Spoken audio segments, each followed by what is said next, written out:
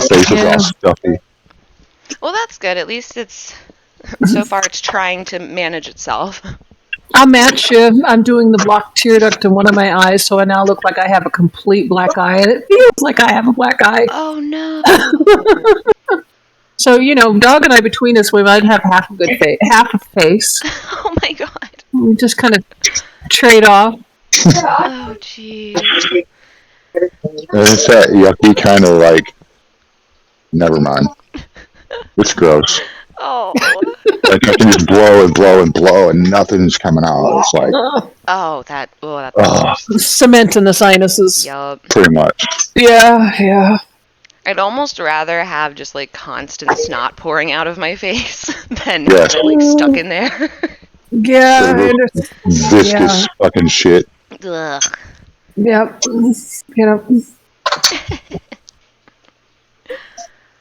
Okay. Are we recording?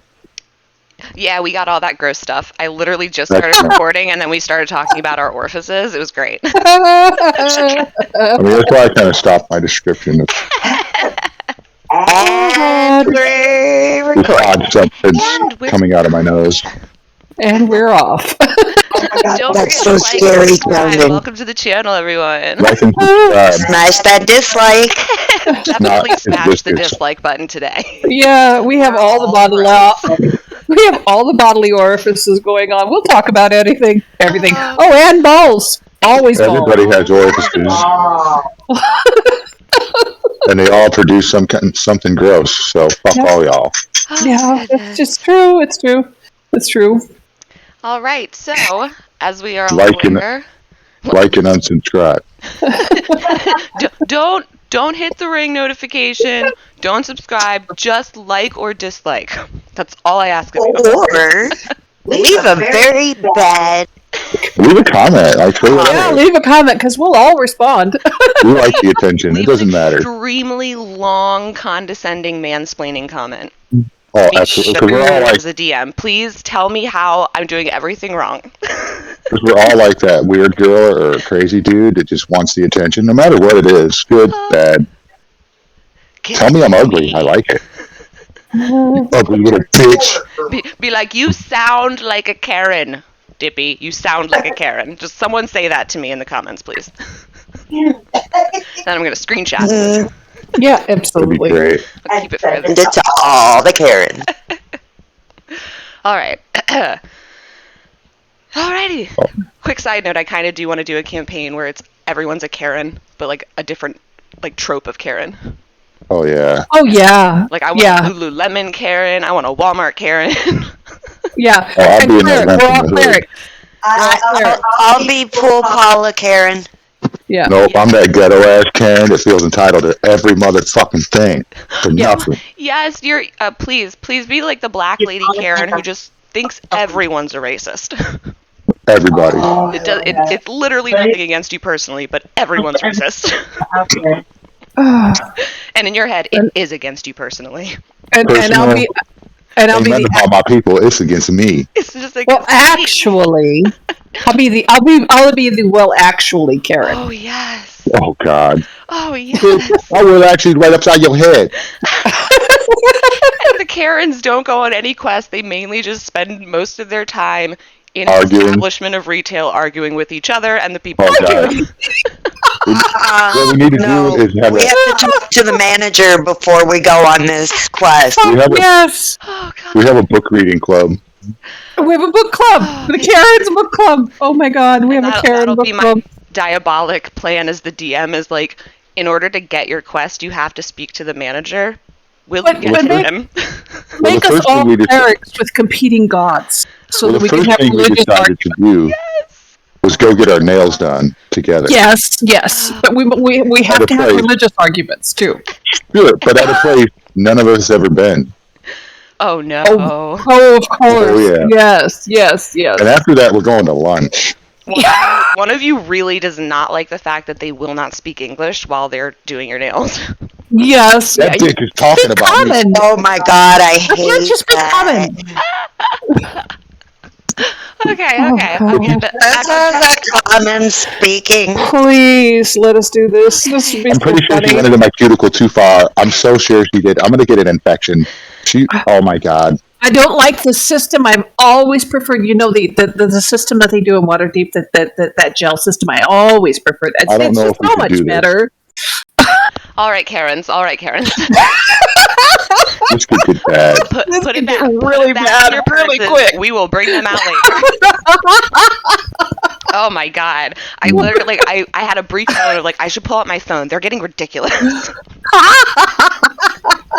Okay. We probably shouldn't at least get our nails done because that. Oh god, a group of Karens. And Action. yeah. So how are you guys doing? Hello, Boogie. We're in the process of putting me in a dolly. In a dolly, Yep. yep. Yep. Yep. I've already Yep, got and shit in Jethro my and I head. are getting drunk. Yep. You're all dealing with the trauma of the maze very differently, obviously. um, We left off in Dilly's tent. Dilly having grabbed Joel's arm and shared the grotesqueness of what he got from Tara with him. and Joel looked a little sick. He definitely was like, "Oh, I was not expecting that." Well, hold on, it's not over for Joel. Oh, So before he lets him go, Dilly is going to dive into like Tara's head and take Joel with him. Okay, so when the two of them come down, they're standing in in what appears to be a shed. It's no longer the inside of the house where the bits of the people were. Now they can kind of feel some heat, and it kind of feels like the entire room that's around them is on fire. And as they look down, they'll notice charcoals, and on the wall there's different bits of trays of meat, and it seems to be a smokehouse, and you see a person who is tied up, and uh, uh, she's cutting bits of the guy's leg off as he's alive and screaming.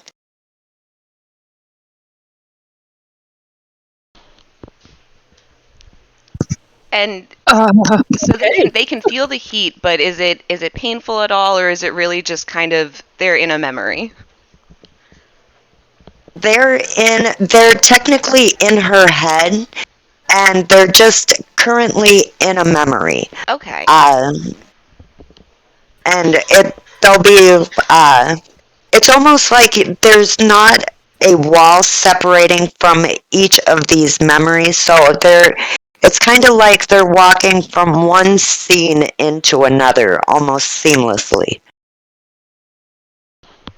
Okay. Joel's definitely going to kind of move around this person to try to get a better look at A, who they're cutting up, and B, who the person is. Well, It's just the person.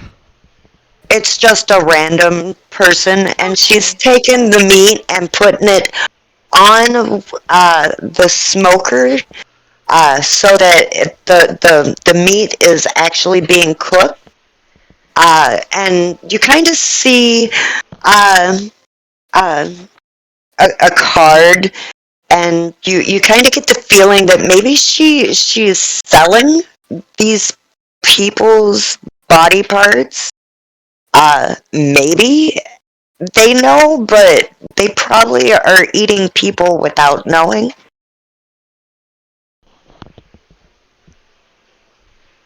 okay. Dilly, this is not good.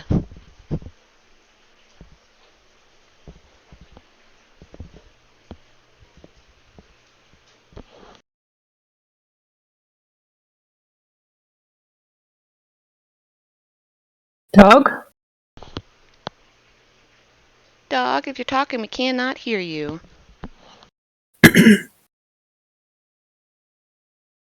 Gala? Do we lose both of them? Oh, I think I'm we here. did. No. Can you hear me? Yeah, we can hear you. Okay. Where'd Dog go? So I'm here. I'm trying to.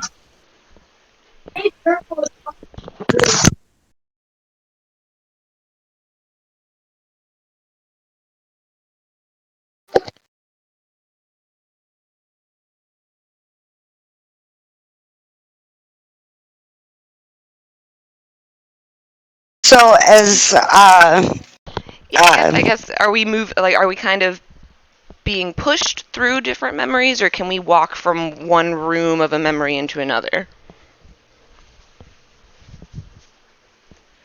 kind of free reign. Okay. So it just seems kind of like an open theatrical type thing. Okay, so like just different sets almost. When you said Dilly's name, she turns around and she seems like she acknowledges you.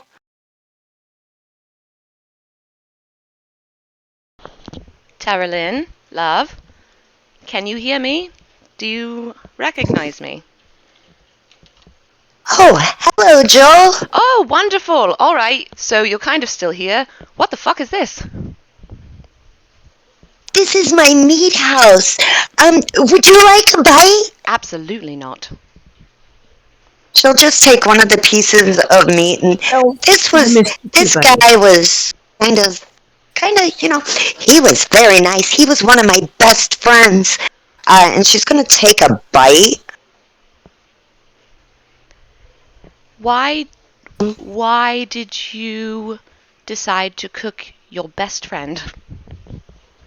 Well, I learned a long time ago, Joel, that the better that you're friends with the person that you're gonna eat, the better they taste. Like Jethro, he was gonna be the best meat I've ever ate in my whole life. Oh my god. Mr. Kitty, I was waiting for him, but I figured that he'd be my really good friend after I ate Jethro. So I'm just letting Joel interact, And kind of Joel walking, Joel's kind of like observing. This is terrifying. What necklace is? Joel's got his arms are like crossed over his chest now. He went from like being like concerned to now like kind of standoffish, and he's like, "Lovely." And how many friends have you had, Taralyn? Do you mean how many people have I eaten? I wouldn't Probably say it like that, but yes, that's exactly what I'm asking. only about 15 or so. My first one was this little kid, I was watching, and he fell and he broke his head open, and so I decided that I would eat him, to hide the body, because I didn't want nobody to be mad at me, because I wasn't a good watcher. And so I ate him, and there was no body, and nobody got in trouble. But he was really good, but he wasn't half as good as my first husband. I feel as though I am required to listen to more. However, I'm starting to actually feel sick. First husband, you say. How many of those have you had? Well, those are different than friends. I've only had about 4 of them. Would you like to get married? That is so kind of you. No, I am married to the circus, as it were. But I do appreciate it. Dilly. Victoria. Dilly. Yes. Stop it. That's not right now. What? I don't want to be here anymore. Really? I feel like you and I have seen enough. Don't you? Well, I thought this would be easier than me trying to explain what I was doing. Oh, no, I completely understand now. Shall we go? Yes, please. And I'll release in the real world. I'll let go of his arm, and we'll be back in my tent, standing in front of the bar with the marionette that I've been working on laid over the bar, the legs dangling over either side, and arms and Terlin kind of on top of her. Her left hand, I was beginning to sew, so there's like blood dripping. Yep. All right. Dilly. And I just rolled Constitution. Joel gasps, but he doesn't throw up. Whoa. Damn, Joel. And just for context, Terlin's absolutely conscious through this sewing. But and that's just how just her head. What's that? Does that how it has to, like, is that how it has to go? And for how you set the ritual up, they have to be conscious? Yeah. Oh, yeah. Okay. Awesome. I mean, it'd be up to whoever's role-playing that character to decide they want to describe what they're going through. Yeah, Terlin, you kind of come to. You're not in the room anymore with Joel and Dilly, but you're not really feeling great. You're conscious, but you haven't been healed by any stretch of the imagination. You are kind of a broken, bloody mess. Mr. Kitty! You can't talk. This is in her head. So she goes to go say something, and her lips, the voice doesn't come out. And she just kind of, she looks up at him, and she's just like, you know, I probably deserve this, but I think I might enjoy this too. So as she can feel her skin being sewn into the doll, in her head, she kind of,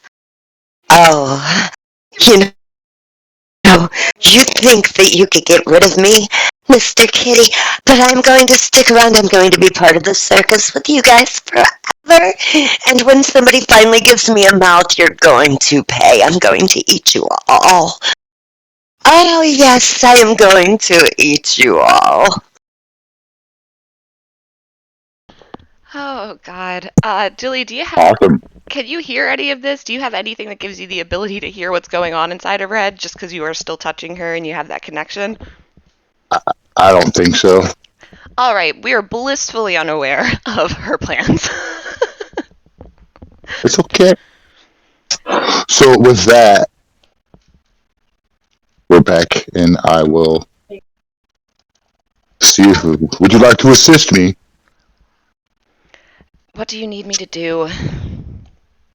Well, I'm just winging it, Joel. I don't know what's driving me. It's what I feel I need to do. Oh, okay, that's fine. I don't want to help you sew her, but I can absolutely help you get her brain parts, what makes her crazy and stuff, into the doll. Do you... You just really want to sew her onto the doll, too. But I feel like once I sew her and attach the thread to my dagger and thrust it into her, it'll just funnel her into the doll. Lovely. All right, yep, that probably will work, since that's how it works for most of your buttons. What buttons? Nothing. Gloria told me never mind. Anyway, do you want me to string her to keep her in the tent, or are we putting her... actually, I think it'd be a little bit appropriate if she runs the juice bar. I'd like it. She's a little trafficker, isn't she? And she was definitely going to eat Jethro. We should definitely tell him. Oh, yes, I think that is something he should be privy to. Yes. All right, well, yep, I will take this side then. Can I have some of that string? Well, I'll just hand him the thread. And these two are going to go to work sewing a small woman onto a mannequin. Let me see. Oh, look at your adorable assistant. Oh my god. Whoa. Oh, goodness. The nephew. We are going to, at this time, Okay. Does it come off? Okay, the baby's got a little elephant costume on, Aww. but sadly the trunks are just attached to the belly, so it looks more like a hot, huge. It goes all the way down to the crotch, too. Oh, Like a no. big Yep. dick with all the way down to the So he's like a baby with a big dick running around. That's amazing. It's hilarious I love it. and disturbing. I'm sorry, it Oh, that's great. completely just distracted me. No, that is distraction worthy. Oh, goodness. Okay. So Okay. while Joel and Dilly get to work and Yeah, I need a break. Go somewhere else. Holy shit. quietly seethes in her head, we're going to move over to the Fortune's tent where Gwynny and Jethro are sharing a bottle of whiskey and kind of staring at each other after the weird shit in the maze went down. And are you, how so have you guys been drinking this whole time? Like since you walked in, you just started pouring?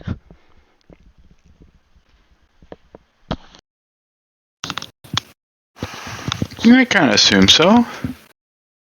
Like, pacing ourselves a little bit, but Okay, kind of letting the liquor work its magic of calming your nerves rather than just starting to slam them back one after the other.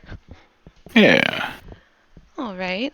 And Gwynny, how are you feeling? Have you calmed a little bit more?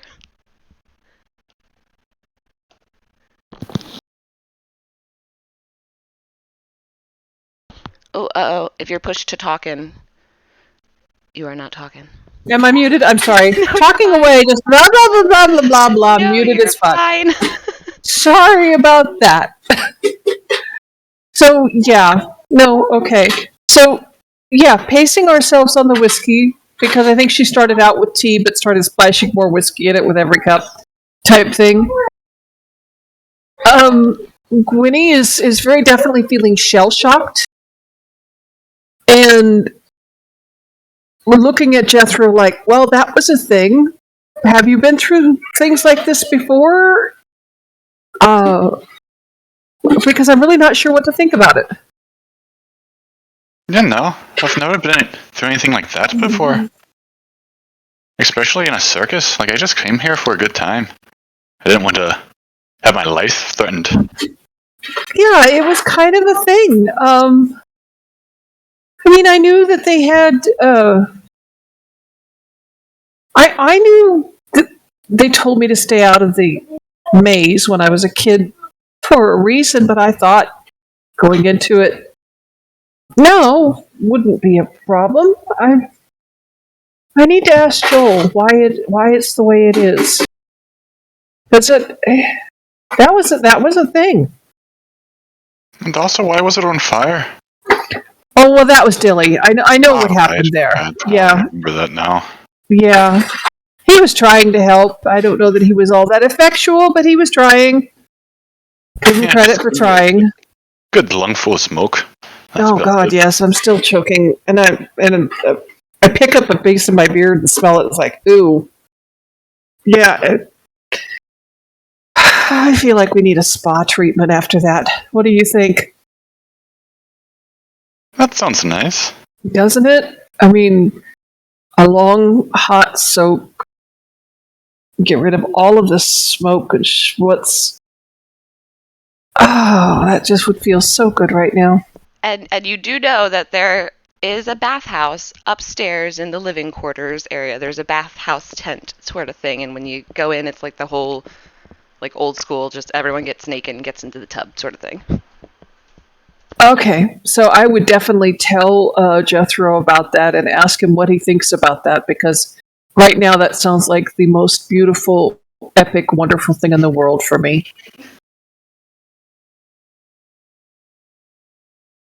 Ah, yes. I guess we can go up there. Yeah, I mean, honestly, Nice and warm. we'll take the whiskey with us. I just want to relax and not smell of smoke for a little bit. Yeah, let's get cleaned off. And as you two, exit the tent with your bottle of whiskey, you can see smoke rising from the direction of the maze tent, but you don't see flames anymore. Oh, good. They got that out now. Oh, that's good. I'm just, I think maybe if I avoid that area, it's probably for the best. Let's just go here around the back, avoid that, and go upstairs and have a nice soak. What do you think? I can't think of anything better. All right. And arm in arm with our whiskey bottle, we shall progress to the spa. All right, and you guys are, when you enter, it's late, and everyone who would be bathing at this point in time is working because the circus is open. So it's empty. You guys have the place to yourselves. The water is not too hot, but it's good enough to scrub the smell of smoke away. There's plenty of soaps and different scents that you can, pour on yourself and use. And it's just a nice, relaxing, after what you've been through, moment to Yes. take a breath. Yes, Gwynny will very definitely find the her favorite eucalyptus and menthol muscle easing soak and just crawl into the water as hot as she possibly can stand it, all the way up to her chin. Oh. Just completely. All you can see is her red hair floating on the water and her beard kind of floating out in front of her.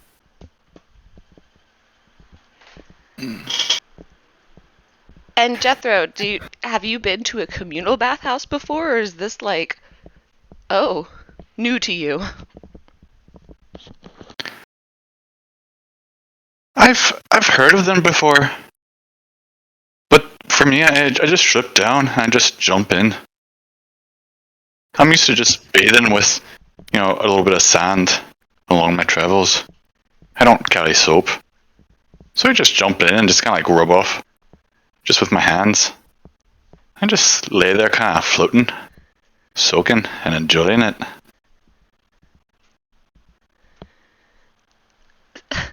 So you rub off with sand on your travels. Okay, so Jethro is visibly very dirty when he gets into the water. Like, it kind of just starts to come off him in like a brownish cloud in the water around him. Gwynny's got her eyes closed and doesn't notice. Oh, that's good. She's 100% sitting there, kind of just barely head above the water, soaking in the heat, occasionally taking a swig of the whiskey. Oh. And after, a few moments of you guys just, just taking in the warm water, you hear someone enter the tent, and after a moment you just hear Bitsy. You didn't bring towels. Would you like some? Oh, it's probably a really good idea. I didn't think that far ahead. Thank you, Bitsy. That's fine. I don't even open my eyes. And Oh Bitsy, yes, one for me as well. And she nods and kind of waves. She's, I'll bring you some fresh clothes too. Yours smell like smoke. Thank you. And she kind of tuts and grabs your dirty clothes and leaves, and comes back a few minutes later with 2 very nice, fluffy, warm towels that she sets at the edge of the tub for each of you. And then a pair of, for you, Gwynny, obviously, it's one of your dresses. She just ran down to your tent and grabbed one.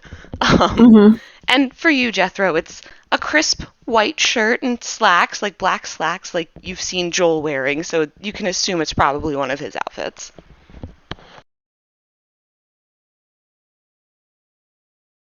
And then Bitsy just kind of stands there and watches you guys. And then after a moment, she's like, did you need anything else? Have you heard from Dilly? Is everything okay? I have not heard from Dilly or Master Joel. Well, I suppose they're probably fine. You know what? If you want to get us, I don't know. Jethro, are you hungry? I could use a bite. We could also probably use another bottle of whiskey. This one's getting a little low. That's a good idea. Another bottle of whiskey and some snacks, please. Snacks and whiskey. I'll be right back. And she turns and leaves. And both of you go ahead and roll me a Constitution check. Well, save, actually. Since you're almost done with a bottle of whiskey. I mean... Yeah, we are some spoiled little bitches. Jeez. That's us, right? Hang on, I gotta change my thingy. So 1 second here. Oh, I need to get in the right channel. Uh-oh. That's what I have to do is change my channel. All right, Jethro, you're feeling a good buzz. Like, you're starting to sweat a little, and it's not just because the water's warm. Like, you're getting that good whiskey sweat going. You're feeling nice. Okay, so Constitution save, right? Yep. Okay. Uh-oh. Oh. Winnie, you absolutely want another bottle of whiskey because your nerves are still a little shot. Yep. Dwarf. Like, you feel better in the water because, you were getting a little physically wobbly, but you are just not... You need more. Yeah, dwarven fortitude, too. You are a stout woman. Yes. And you can handle your liquor. I can. All right. So, you guys are feeling good. Gwynny, not so much. Jethro, very much. And Bitsy returns. She's very quick. She returns within a few minutes, and she's got a slightly larger bottle of whiskey, since she seems to understand the need for it. And a tray that has, little sandwiches of different types, and some cheese, and some bread, some fruit, and 2 large, very, very large cold glasses of water. I will make my way over to the side of the pool and drain one of the glasses of water and proceed to snack a little bit and definitely drink some more. And Bitsy will kind of nod and be like, I'll bring a pitcher of water for you. That's a really good idea, Bitsy. Thank you. We are both... water's a good idea whenever you're drinking whiskey, and we're dehydrated. We were inside a fire. Damn it. Yes. Still can't believe all that happened. Mr. Jethro, do you need anything particular, or would you like your own pitcher of water, or is there any food here that you don't see that you would prefer? No, I just got a question. The fruit on the plate there. Oh, no, it does not come from the tree. Well, that's a shame. Did you want me to bring you a fruit from the tree? Yes, please. What kind of fruit? A good orange would be delightful. Oh, all right. I'll be right back with all that you've requested. And she hurries off again. God damn it, Jethro. It's the best fruit around. Never had anything better. I mean, we used to eat a lot of it when we were kids. I haven't had it in years. But it is good. I remember that much. I'll share it with you if you want. No, thank you. That's okay. The taste is not as good as to make up for the problems afterwards. But everybody comes to their own decision on that. I don't think they're problems. Well, see, there we go. To each his own. All right, and you guys are, chilling in the bath, talking about fruits, and in comes Bitsy, and she has a nice bright orange. It looks juicy just from looking at it, and she puts that at the side of the bath for you, Mr. Jethro, and then she puts 2 pitchers of water down and says, for you, Miss Gwynny, and of course for you, Mr. Jethro, or just all for you, Miss Gwynny. I understand. I'll be just outside if you need me. Just let me know, and I'll come right in. And then she leaves you to it. Thank you, Bitsy. Oh, yes, thank you. And Bitsy kind of like waves as she's leaving. Like this is her job. It's fine. It's whatever. I like to think that even though she knows that it's 100% what Bitsy does and all she does every single time Gwenny says thank you to her, because Gloria has told her over and over that she doesn't have to. Oh, absolutely. And yeah, I feel like anyone else, the offhanded, like, oh, thanks, Bitsy, she probably doesn't acknowledge, but she always, in some way, acknowledges Gwenny's thank you. Her little defiance towards Gloria. Yeah, just a little, both a mutual defiance thing. Uh-huh. Yeah. Because I think we do that. Oh, yeah. And Bitsy, of course, is not Gloria's creation, so she, while she understands that Gloria can, dismantle her at her whim, she doesn't really have a huge loyalty to her. Mm-hmm. She has no reason to. Aside from the fact that Gloria could, just take her apart. Mm-hmm. All right, so now you guys have your food, you have your water, you have your whiskey, and Jethro, you have a nice orange that fits really snugly in the palm of your hand. Like it's a good size orange. Oh, this looks delicious. I'm just going to, I'm going to set it down. I'm going to get out and dry off. And then I guess put on my clothes before I eat a little. And then after I put on my clothes, I'm just going to very carefully peel my orange because all the little white stringy bits, fucking disgusting. And I can maybe make like a little side plate with some of the other fruits. I'll just eat my fruit bowl while drinking my whiskey.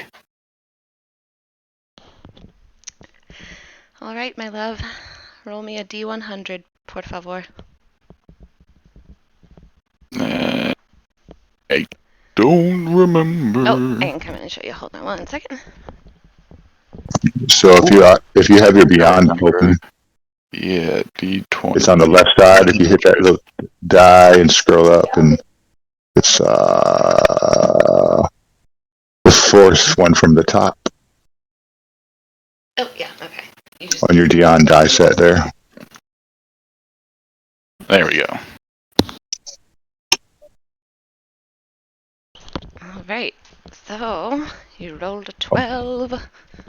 Where did it go? For whatever reason, the Beyond, like when you use the actual dice, I haven't been able to figure out how it comes across on, like how to get that one to go through. Because hitting the, like any check or whatever, it'll go straight to Discord. But Mine goes right to Beyond. oh, that's weird. I need to double check the I think. settings because I haven't Custom been roll. able to figure out how to put that into Well, Discord. my other roll went into it, so I assume it should have. Weird. Mm-hmm. It could be a check that has to be done in the Beyond control tab. I'll take a look at it later and see if I find anything. Okay. All right, let's see here. Oh, okay. Jethro, as you take your first bite of orange, you feel that citrus hit you in the back of your mouth in a way that, like, you're like, oh wow, that is a citrusy, tart orange. Like, it's all the juice.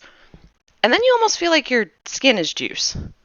And when you look down, you see that your skin is just in a weird fucking cycle over and over again, just kind of sloughing off onto the ground into like piles of skin. But then it's just doing it over and over again. You're not feeling pain. It feels fucking weird. It feels like you're actively melting. But also, your skin is kind of like crying. Like every time it just comes off of you in globs, it's like, it's like a baby. Weird.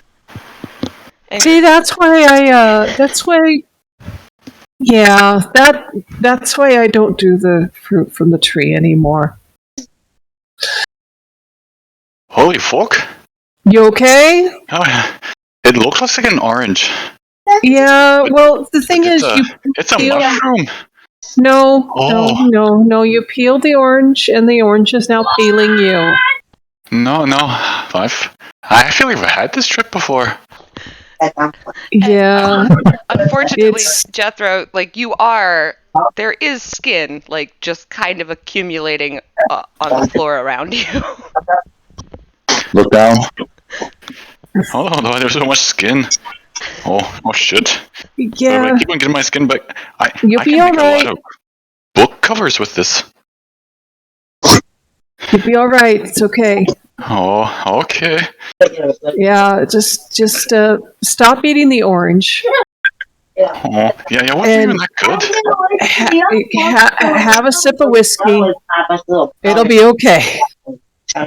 Oh, if you say so. Just I just let it wear I'll off. take a sip of whiskey and just kind of like flop on my back.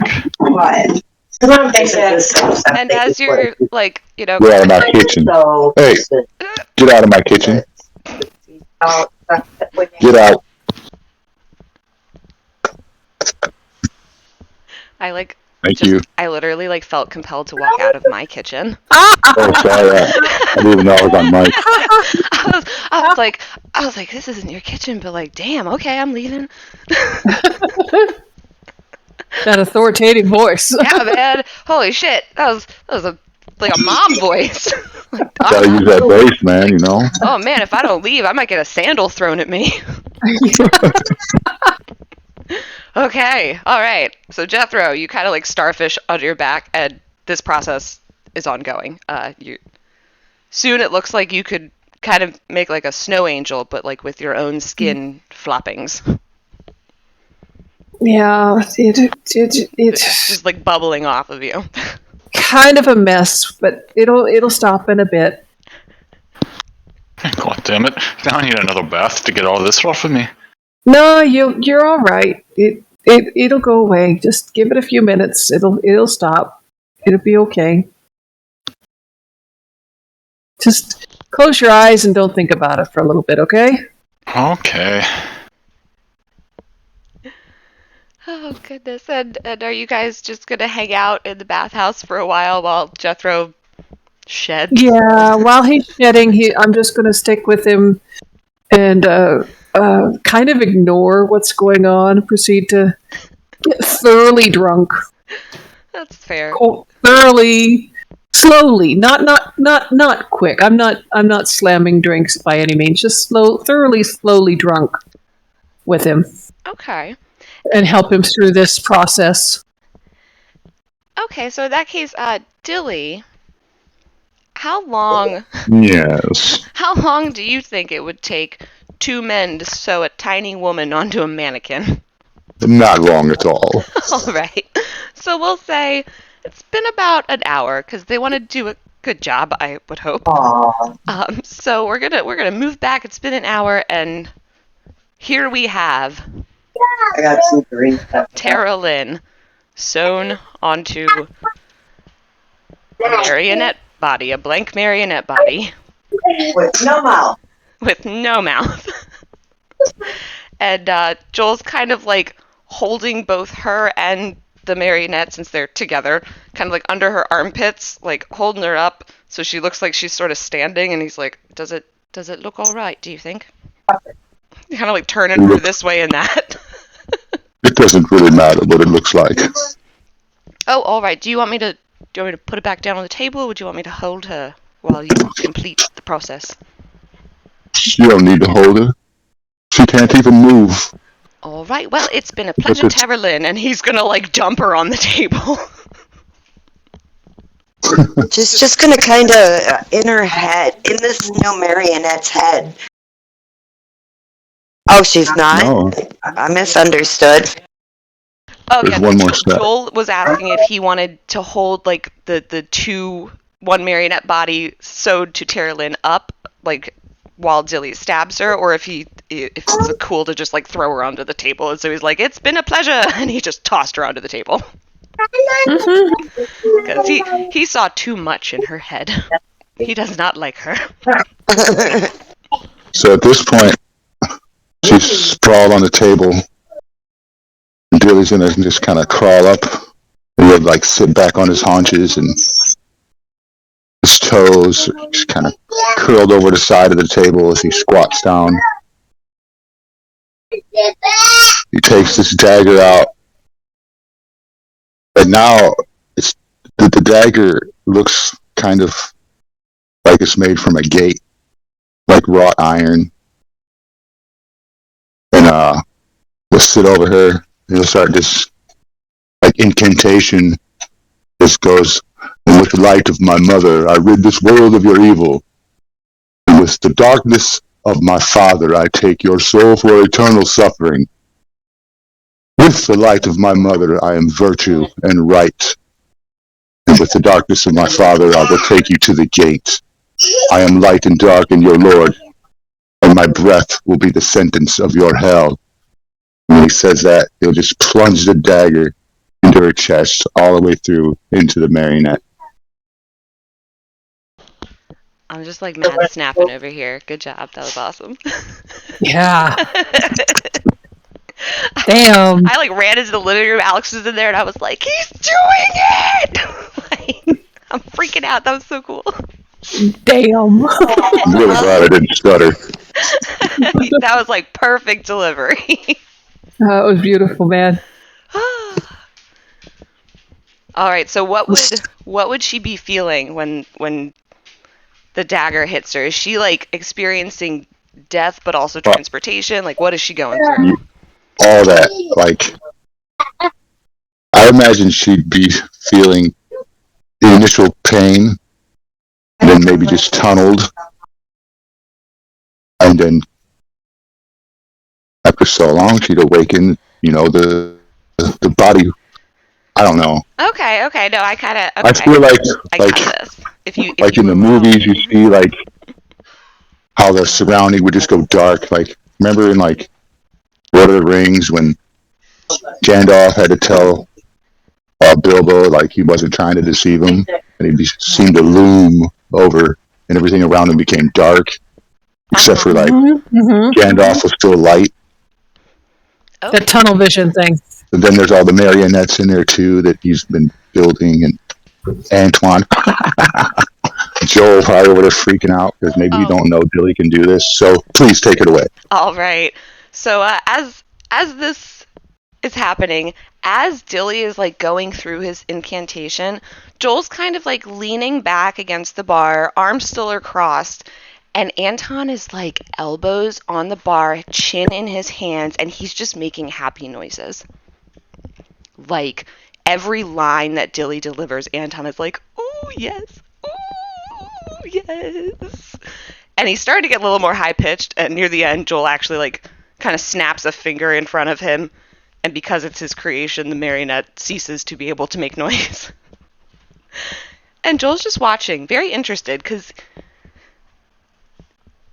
Gloria has told him that Dilly can do this. He's just never seen it happen. So he's not so much disgusted or freaking out. He's just watching. And Tara Lynn, you're, body side up. So the mannequin is on its back. You're on your back on top of this mannequin. I'm assuming that's how they sewed you to it. And so you see when Dilly climbs on top of you. Oh, sorry, hold on a second. I'm about to have a coughing fit. Give me like 2 seconds. No, take your time.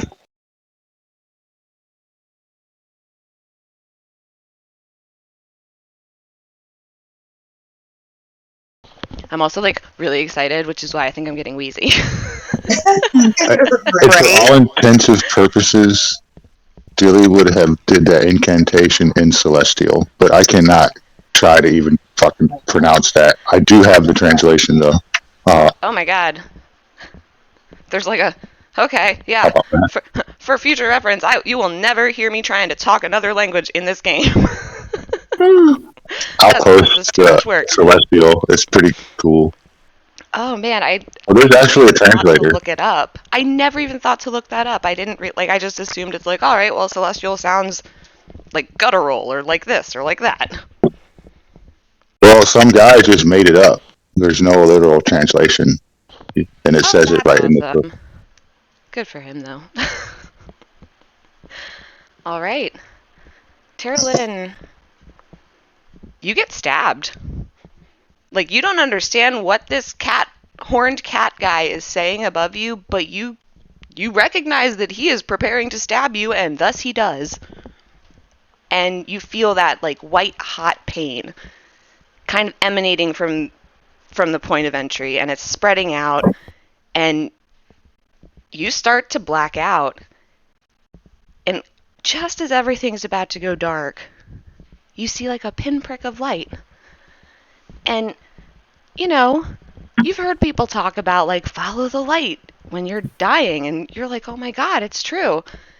And you're like, okay, fuck it, I'll go to the light. And so you start going, it's getting bigger and brighter, and you start to kind of feel warm all over, and the pain's disappearing. And then the light kind of shoots away from you and gets smaller until you're looking up at Dilly again. Shit, this sucks. And she once again goes to speak, and she...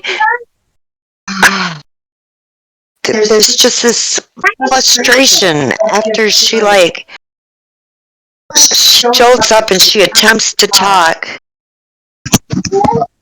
I'm just going to interrupt her just real quick. So Terralyn is going to have this incredible urge to serve candy Well, like and snacks. snacks. Yep. You have, like, you can almost physically feel a pull in a very specific direction. And Tara Lynn, you would know just because you did go to that location in the circus.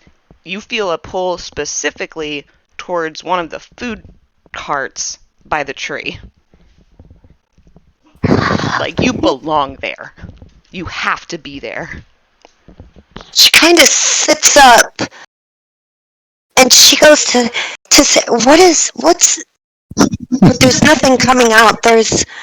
So her hands will go up to her mouth. It's And smooth where your mouth should be. She feels, and that don't even feel right.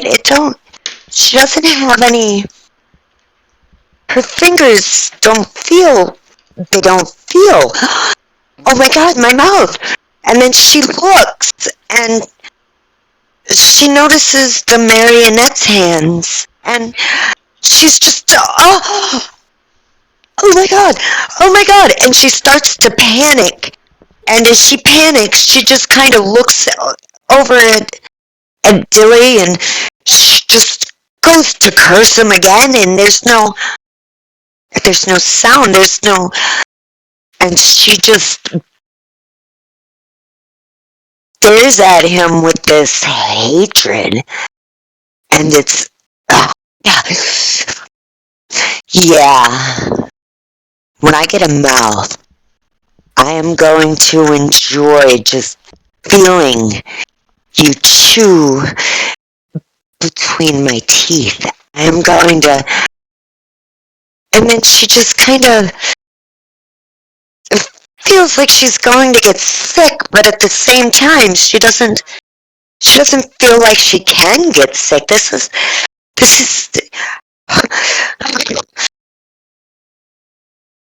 and she just kind of looks over at them, and she lifts her hand up, and she gives an obscene gesture, and she walks out of the fucking tent. And as she's about to exit the tent, Stop. I was going to say, Joel's going to give a sharp clap of his hands as Dilly is saying stop, and she has to, like, her body won't move anymore. You're mid-step and you cannot move. So yeah, she's kind of scrunched up in this, her shoulders are up closer to her ears, and her hands are kind of like mid-moving the tent's curtain out of the way, and she's kind of cranked up in like an odd position, and her head just completely turns 180 degrees and is staring back at them as the rest of her is facing outward. Oh, Joel, she's deliciously creepier. But harmless now, She truly does belong here at this point. I would agree. and I imagine going through every bit the amount of torment I would have arranged for something else. Isn't it much quieter? The silence, it's delicious. Right then, my darling, you look great. You're now the proud owner of your very own juice bar. How does that sound? Never mind, I don't need to hear it. What? You'll work there every time the circus opens to the time it closes. You don't need food, you don't really need air. You can continue breathing if that feels comfortable for you. You sleep where all the other marionettes sleep. Unless Dilly wishes to have you strung, in which case you'll sleep where you hang. Are we clear? Just nod. She'll report back to this tent every shift. Her eyes will squint and just kind of like, but as the exterior sunlight is coming through, you can see her shadow, and her shadow is very animated, and it like looks like it's yelling at you. Very animated. Its hands are moving, and she just kind of looks like she's screaming, and it's like, ah! But it's a shadow, so it don't make any noise. You could just see the ferocious hatred. Oh, look at that. That's interesting, Joel. Chappy growls. Well, you know, they are allowed some expression. I don't want them to look incredibly unhuman. But oof. Do your puppet shadows have so much animation? Not usually, but also none of my puppets have human spirits, well, you know, living spirits in them, so that could be a thing. I don't know.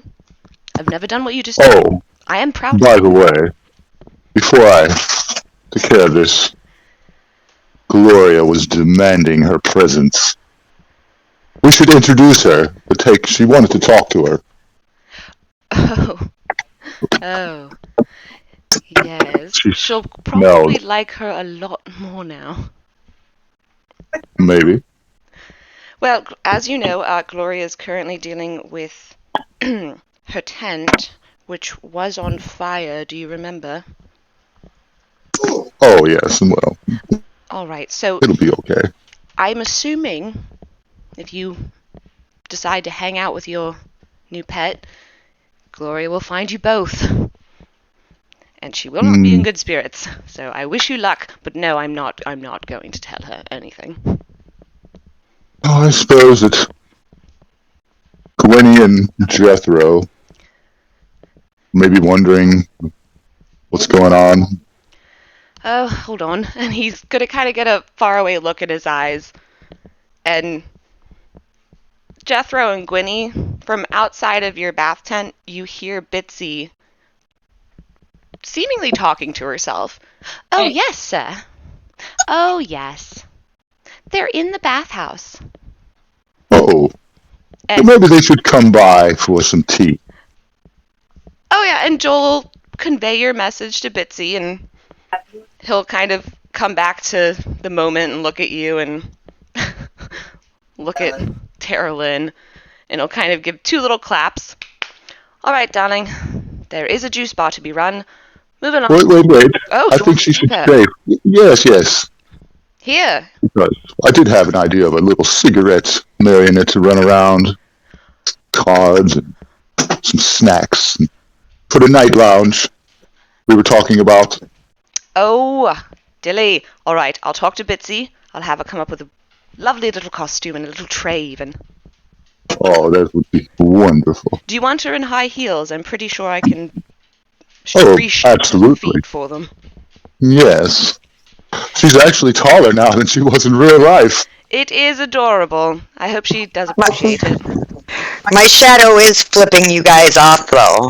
I just want that clear. Adorable. And Too bad she's evil incarnate. I really did like her. Joel will kind of shake his head like, she had me fooled for a moment, I will give you that. She was a smart one. Still is, I assume. We will never know. All right, I will be off.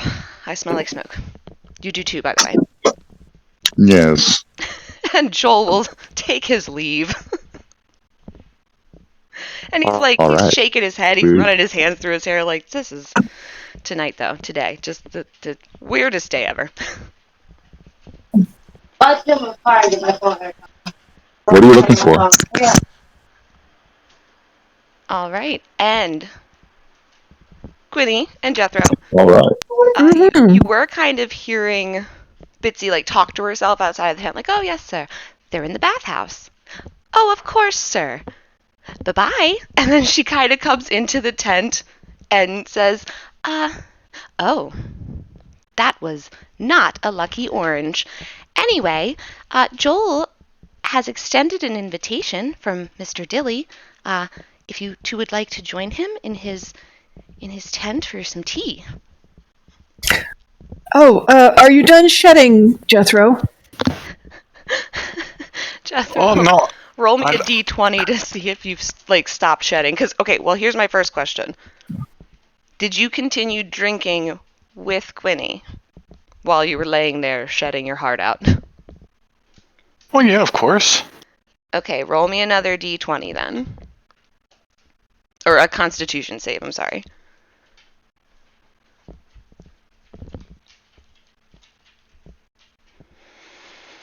Oh, all right. So unfortunately, you didn't get much drunker, and so you've been awake this whole time just shedding. And it feels weird. It feels so weird. Yeah, I've been making a little skin man. Like, no, not a snowman. Shaping your skin into a skin man? Yeah, after I got done with the skin angles. Skin ball fight. Like clay or Play-Doh? Yeah, pretty much. Okay. You know, I was so dirty already that the water's pretty much mud. I just kind of add a little bit of that to it, pack it in. I married you. All right. So you're making a small... I was just about to say you married him. It was my I married choice, you. I stand the fuck by it. So you're building a Jethro skin and mud man.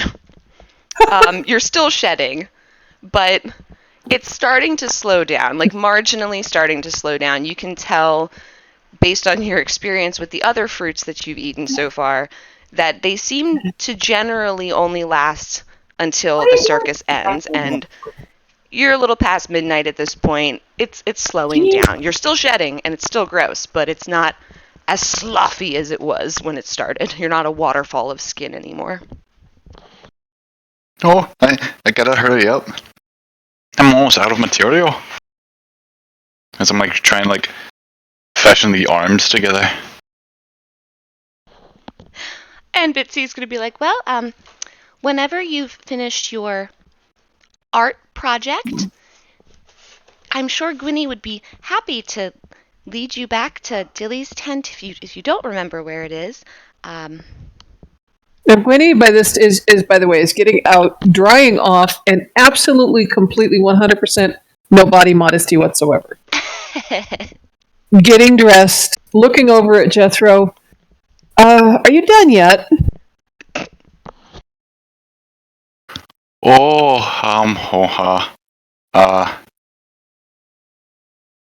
Maybe I can make one of you as well.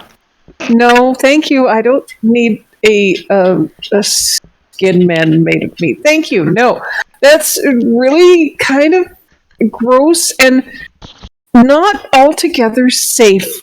Bitsy, can we dispose of the Can the remnants be disposed of while we're talking with Dilly and Joel?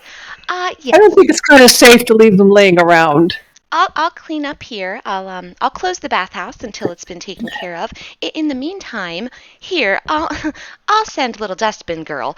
And she kind of like snaps her fingers, and you see this very small, like gnome size marionette come like bustling in, and she's just got like a backpack that's made out of a trash can that drags behind her, and she just starts scooping up all the skin and like tossing it over her shoulders into the backpack, and she's going really fast. Yeah. Like she's very efficient. Yeah, no, be sure that goes to the incinerator. I will burn it. Oh, I was proud of that. I'll burn it. And then she kind of tries to snatch the mud person out of your hands. Oh, I'll fuck burn you. Whatever. Yeah, no, it's not safe to leave bits of your body lying around. Unfortunately, darling. Yeah, no. But we should go because Dilly and Joel apparently are waiting on us for something. Dilly's tent. I don't know exactly what. But yeah, no, it's not safe to leave body parts lying around. Especially not here. Well, fair enough. I just want to have another slice of sandwich before we go. Oh yeah, well, no, make a sandwich and take it with you. You can eat while you walk. I'm taking the bottle. Good choice. Yeah. Oh goodness! And as you guys are leaving the bathhouse, you still hear this little mannequin grabbing shit, and I'm gonna burn it! I'm gonna burn it! Yeah, It's very excited about your command. yeah, absolutely. And Gwenny doesn't even take her old clothing. She just kind of leaves it all behind, knowing that it will be disposed of. Anywhere from Sherry? No. Well, Bitsy did bring you one of your own like fresh dresses. Right, along with and the I don't. towel if you wanted to wear that. Yeah, no, that's what I am wearing, Oh, but okay. I don't want to wear. I don't want to see that old clothing again. And Bitsy will assume if it's left behind that is the case, Yeah. and she'll Mhm. make sure it's gone. Mm-hmm. Transferred all of my possessions, my corset, my weapons, and so forth, but that smoke and blood and gooey candy mess stuff, stained dress, that's staying behind. Forever unclean. Forever unclean and forever forgotten. All right, so you guys are heading down to Dilly's tent, and Jethro, you've been in Dilly's tent before, right? You know what the inside looks like? I don't think I have. I don't think you have either. Because that was Kevin. I was like, I know someone went in there. Some dude. All right. So, Dilly, if you want to describe your parlor again, or I can just give a very brief overview.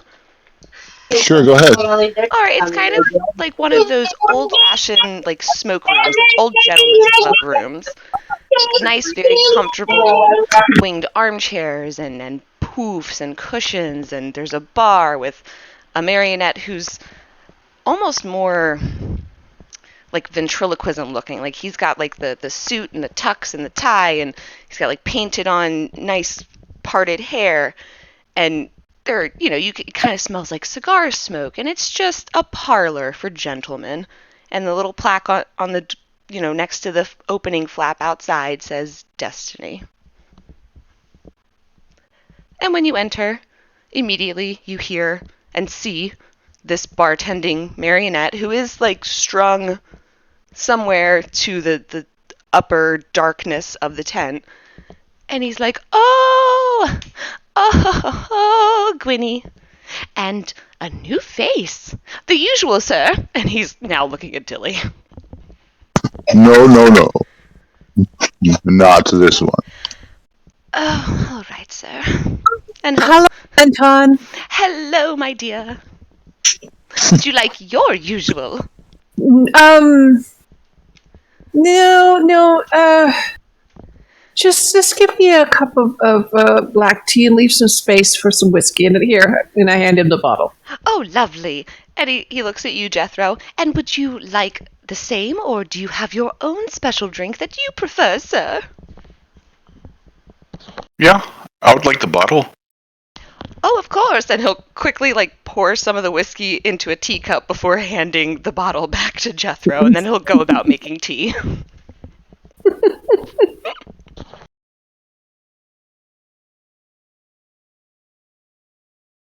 And Dilly, when they walk in, would they have noticed Tara Lynn's mannequin there?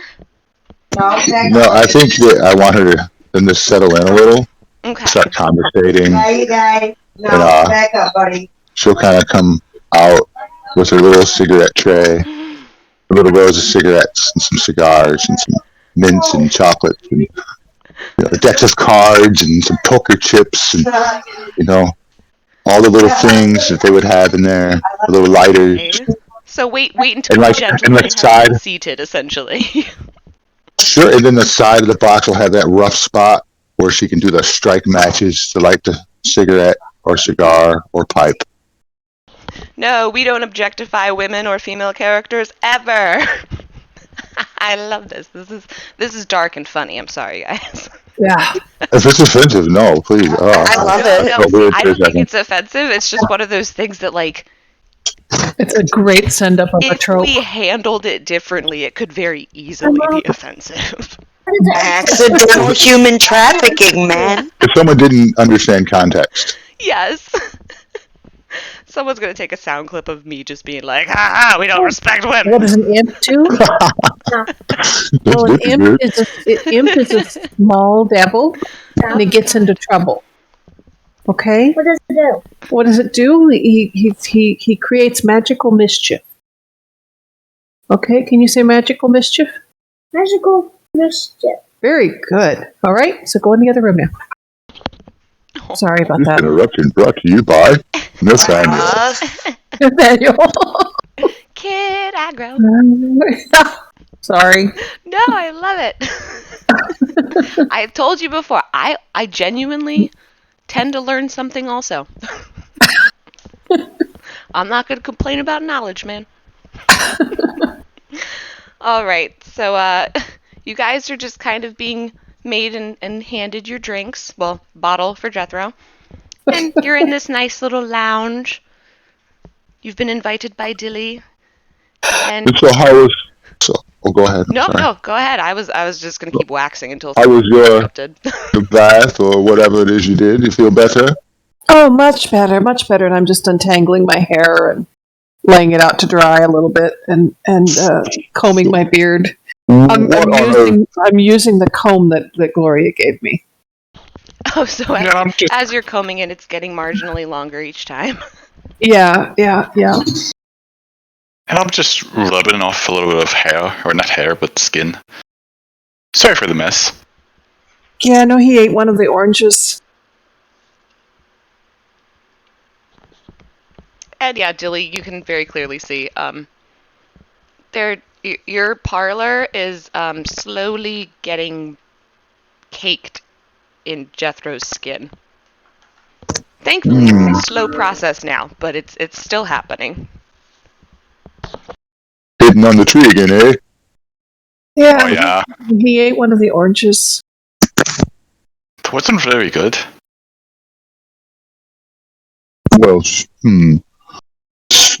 So, what on earth would you go into the maze for, Gwynny? Well, we were always told to stay out of it when we were kids.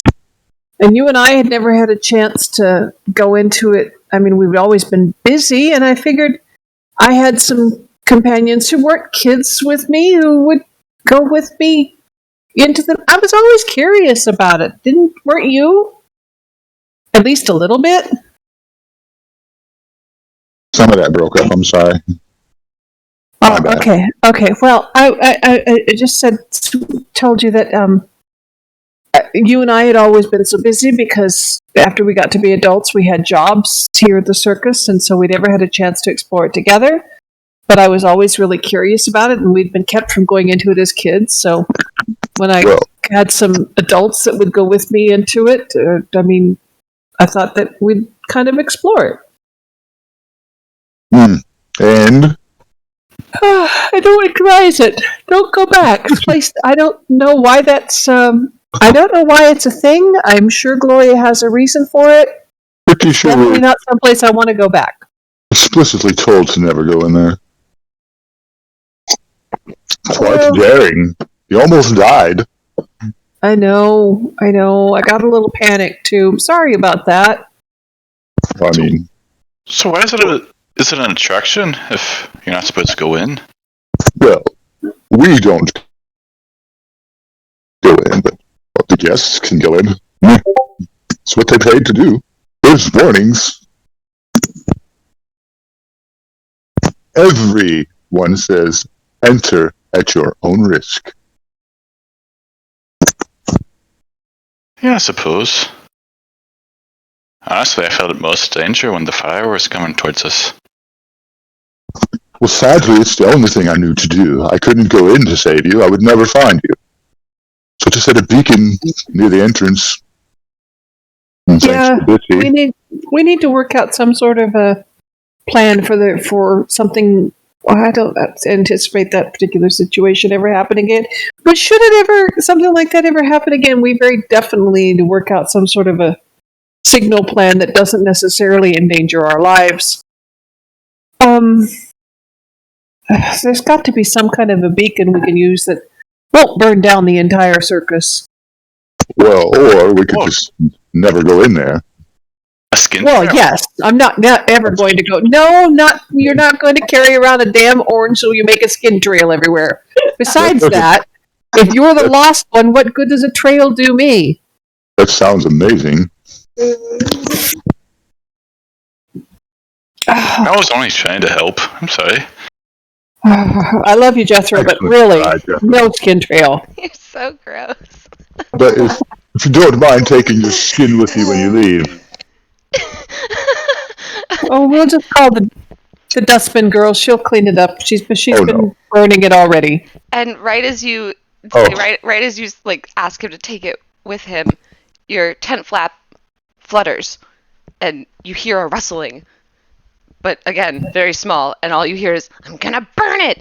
And Jethro, you feel some, like a very small hand reach up your pant leg and just start, like, pulling out all the skin that's accumulated there. She's just cleaning you. It's okay. I'm gonna burn it. Don't burn that log. And I'm going to lean down really, really, really close to her. So I'm just like right on eye level with whatever sensors she's using as eyes.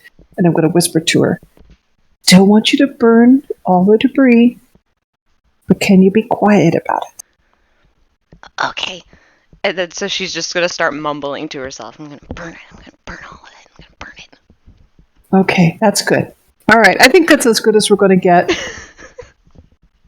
And she continues about her work, one pant leg, then the other. Then she's gonna start like reaching up into your shirt and grabbing all the weird skin there. It's your fault for eating.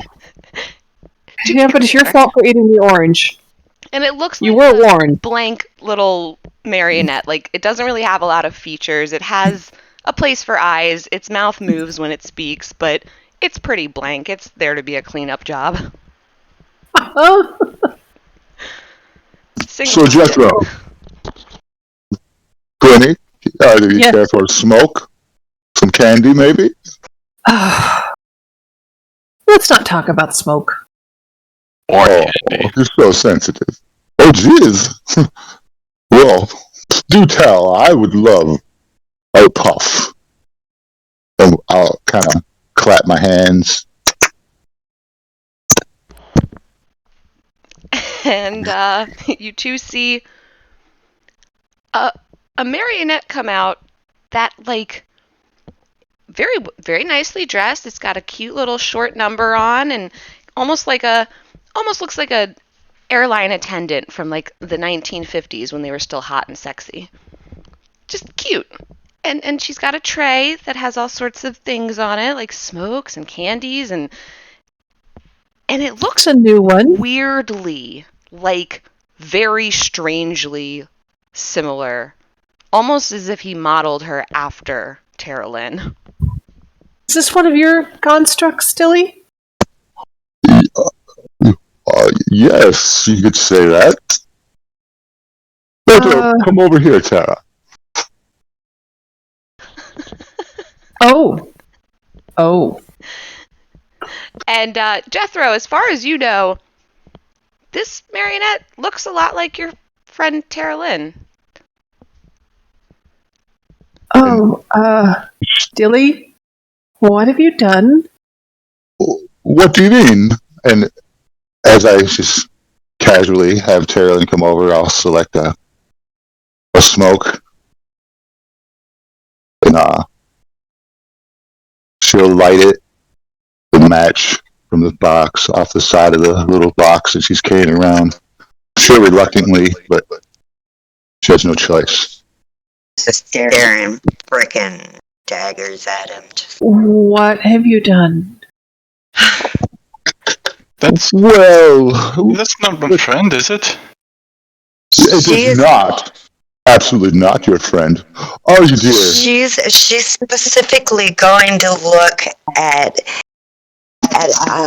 Jethro, and she's just going to have the biggest, saddest, please help me, eyes that you could possibly, and there's no mouth, so it's just even more desperate and just, please help. That's so cute. So it turns out my friend. It wasn't your friend. It is Tara Lynn, though. What do you mean she's not my friend? Well, it turns out she wanted to eat you. Wait, what? No, wait a minute. Okay, start at the beginning, because I think there's some... I think we missed a couple points, and there's some explanation we need here. How do I say this? Sometimes I just know some things about the person. Okay. And it turns out that they're evil incarnate, and I remove them. How was she evil? She just liked licking and eating things? Oh. In particular, living human or otherwise sentient beings, among other atrocities. But I can't put her in a button. So into the marionette she went. She's going to run your juice stand, Jethro, to free you up. Well, that's nice. I didn't want to work here anyway. And seeing that she wanted to eat you and also relatively have you stuck here now, working something you maybe didn't want to do, I've decided to send her to your juice cart. Well, I appreciate that, I guess. So you read her and you discovered that she was what, a cannibal? She was something and had no remorse. So you made her into this? It's beautiful, isn't it? I had no idea I could accomplish it, but I just want to look to Tara Lynn or the mannequin and be like, is this true? She's gonna just kind of want to eat me? Her eyes are gonna change from like a desperate sadness to a softened, slightly guilty, well, yeah, that was me, look into his eyes. Oh, fuck. Is that why you built it, or trying to build us a house? So you just, like, trapped me there? This was all a ploy, wasn't it? She's gonna shake her head, and she's gonna put her arms up like, yeah, but you were gonna taste really good, kind of thought in her head, but she has very expressive movements, so you definitely kind of feel that, yeah, she was going to enjoy every bite. And I'll just look at Jethro, and I'll look at Dilly, and I'll look at the marionette, and go, I thought the maze and the monsters and the fire were the awful things. And I just scratch my skin, get a good handful of it, and just throw it at her. Eat that. And the whole time she's sitting here thinking, yeah, that fire would have saved me some time. You know, I wouldn't have had to cook them.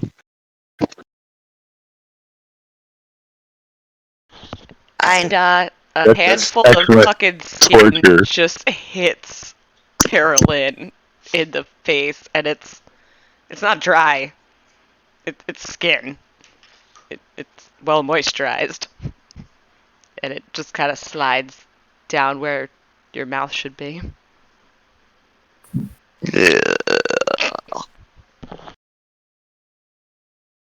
Damn, talk about throwing shade. He's throwing skin. Right? And she would probably be trying to eat it if she could. But so she's just going to look at him and be like, yeah, you would have tasted so good.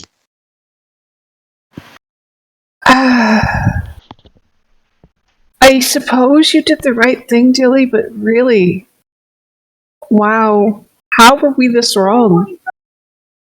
It happens. And I just kind of helped her along to the gate she needed to be in.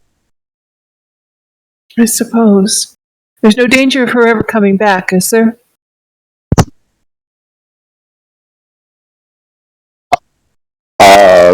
Pretty sure.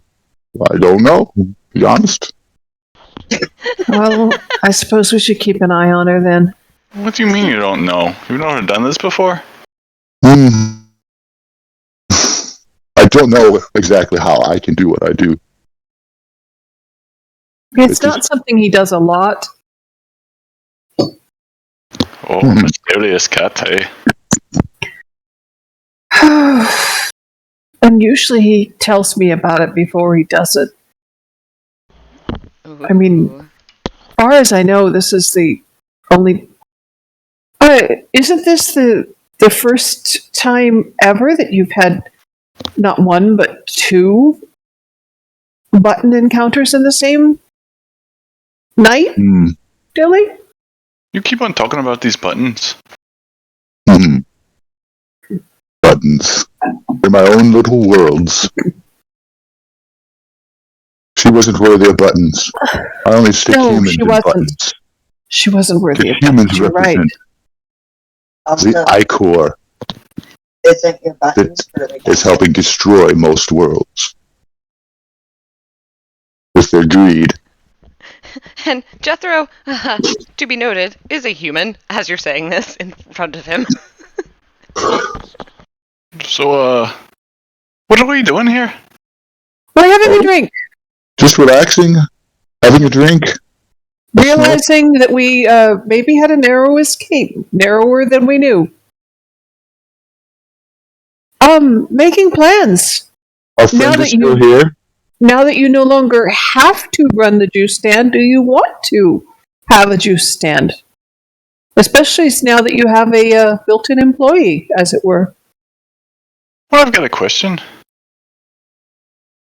I was supposed to make 100% of the earnings there. But... Well, your employee will work for you, and you do as you see fit. The earnings that come to you are your earnings. Well, see, here's the thing. I send those who I'm guided to their own hell for eternity. But this is Carolyn's hell.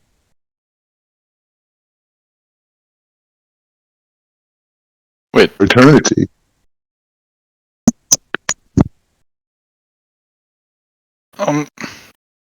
Well, she kind of trapped me in here, so to each their own, but I'm not curious about the money. Like, I kind of felt like she was your property, your. Oh, I missed that last part because my dog's going crazy. All right. Well, and I have kids going crazy. I'm kind of thinking like Tara Lynn, since you made her like she's your employee and you're taking my money. Oh, no, see. This is a gift.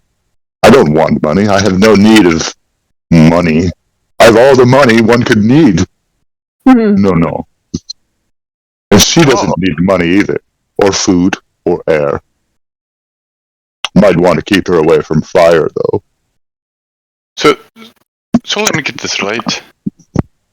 Is she just working for me, or are you gifting me her?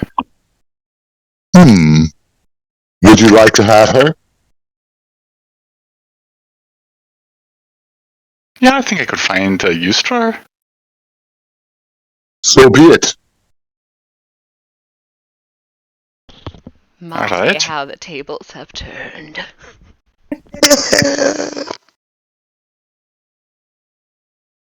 I just want her to work in my juice stand for now. I just want to make money. And the circus is still going on, hasn't closed yet. And speaking of that, I should get back to the fortune tent. It's been closed for way too long. And you see Tara Lynn's. Aren't we downtime right now? You can be downtime, but it's one of those things. If your tent is closed all night, you personally don't make money unless you got pickpocketing. You're self-made businessmen when it comes to your tents. So if you are cool not opening it again for the rest of the night, that's absolutely fine.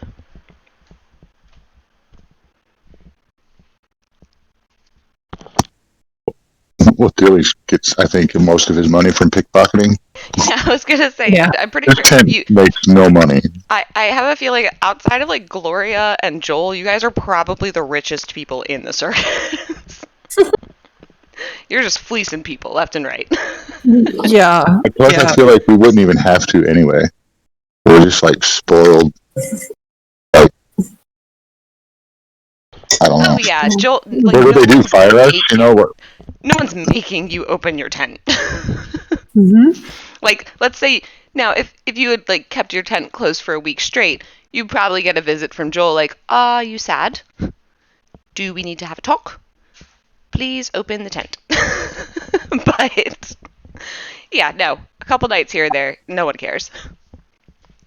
If anything, it almost ensures that people will come back so that they can visit tents that were were closed the last time they were there. It's the pressure that maybe Dilly's getting to do something with this fucking tent. Yeah, well, for Dilly specifically, it's like, Dilly, it seems like whenever you ask someone to go into the tent with you, they never come out. Where's my money? You keep it all. Like, we need return customers, and the only time you open your tent, you murder the visitor. What? That's completely not true. You transport the visitor to somewhere where they cannot come back here to pay me for more tickets. Who's saying this, Joel or Gloria? Well, this would be a conversation that like Joel and Dilly would previously have had, I'm assuming. Okay. We just had a pop out. We had a pop out. We had a sidebar. All right. I got carried away. Sorry. All right. But yeah. So we're sitting in the tent. So what do we want to do? It's up. Can we leave the circus? So. Are you prepared for that? No. Literally, no. Like, this is where we're gonna wrap. You're about to leave the circus, and next week, all right, guys, bye. Theoretically, you can leave the circus. Is your DM at all prepared? Anything outside of the circus for you? No. The answer to that is hell no. So I guess we're gonna go outside the circus. So, like, here's what's gonna happen when you leave the circus. I'm gonna throw as many NPCs at you as it takes to get you back into the circus. No one you meet will be helpful. Nothing will be fun. I will go full unskippable cutscene evil DM on you. I have a question for you. Yes. What happened to the book that Tara Lynn had? It would not have been fused with her, so it is probably still on the table. All right, so I would like to Do you go ahead and roll pick a up the book and look at it. Oh, well, yeah, it Yes. would be there. Honestly, it would be in plain sight. Okay, so I pick up the book and say, "Oh, isn't this the book that Tara Lynn was carrying around?"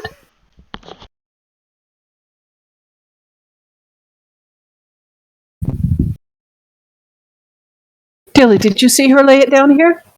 I'm sorry. I was talking to Paula, and Okay.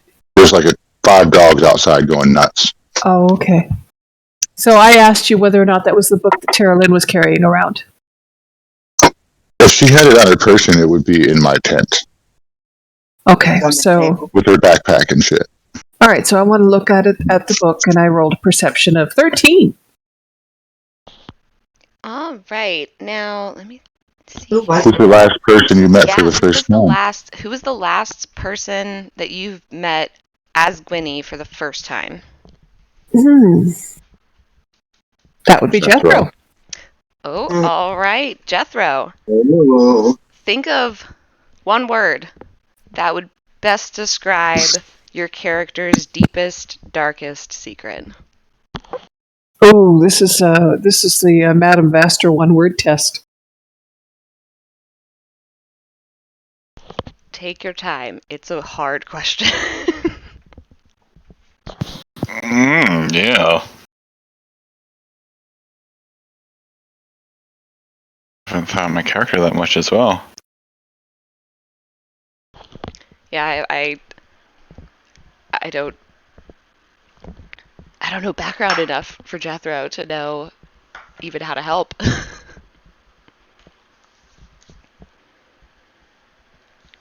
What do you do to his family? What makes you think he did something to his family? Because he had to think about the family. That's kind of where I was going with it anyway. Oh, God. Buttons, He buttons doesn't Didn't even everywhere. have a family, and they were like all dead. Jesus. Tara Lynn already ate him, and he was like really coming to get after her. Oh, my God. I mean, maybe you just don't have one, and it's your cover story because you He's want a one. cop. He's a cop. He's a straight up narc. Yes. He's here to investigate strange shit from the circus. No, that would be crazy. Then no, I'm not doing that. There it is right there. This Sister. this is not the weird FBI shit. So I pick up the book and I read the one word, Jethro. sister. Oh, okay. The word. All right. Ho ho. And you have no context.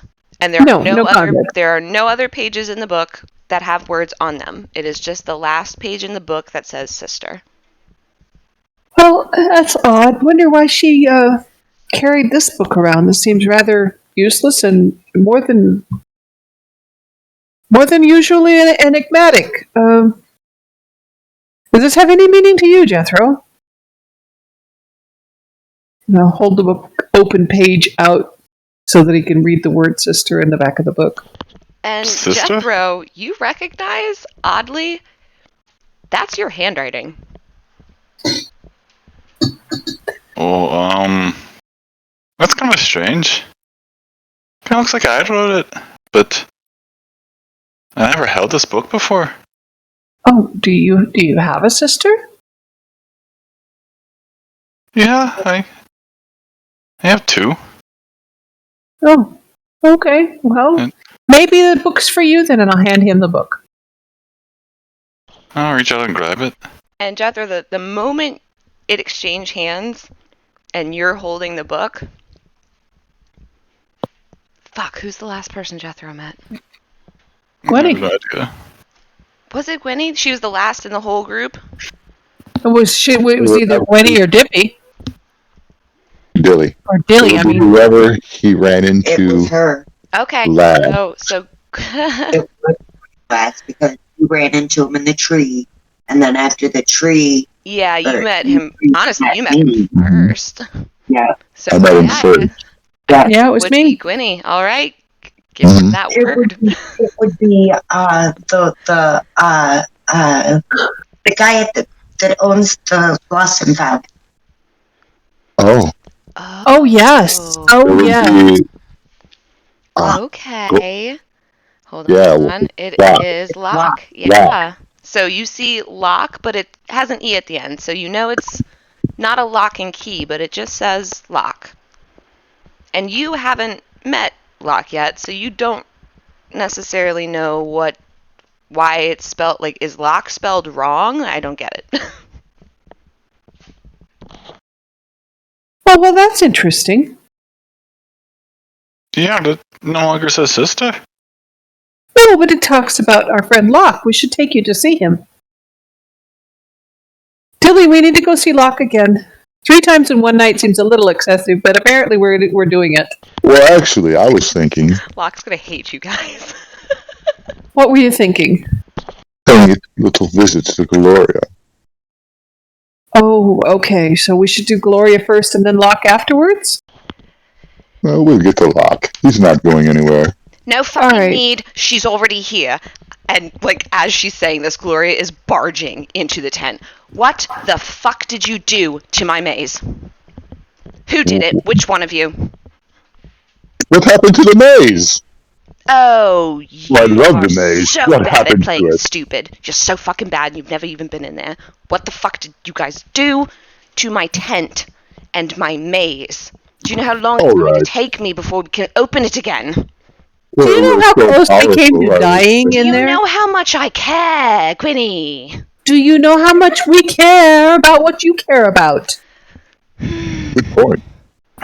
And since you can't fuck with us, well, I mean, we'll have this conversation. Fix the tent. I'm sorry. I saved my sister. Alright, I guess we got through the fight part. What the fuck is that? And she's now pointing directly at Terralyn. Well, thanks to you, Mommy dearest. Damn. This is the smell you wanted so bad, but I didn't really care what you wanted at the time, because someone set your tent on fire. I don't know how, but yeah. Turns out Anton. she's evil incarnate. Anton, bring Gloria a drink. She's going to need it. Yeah, make it the special. Anton, you know what my usual is. Don't make me the other one. And Anton's like looking between Gloria and Dilly like, I don't know who to listen to. I will make... Would you like water? She doesn't want water. Bring her whiskey. All right, yes, thank you, Miss Quinny. And now that he has a direction to go, he's going to pour whiskey and slide it very gingerly towards Gloria, who, like, snatches it up and, like, downs half of it.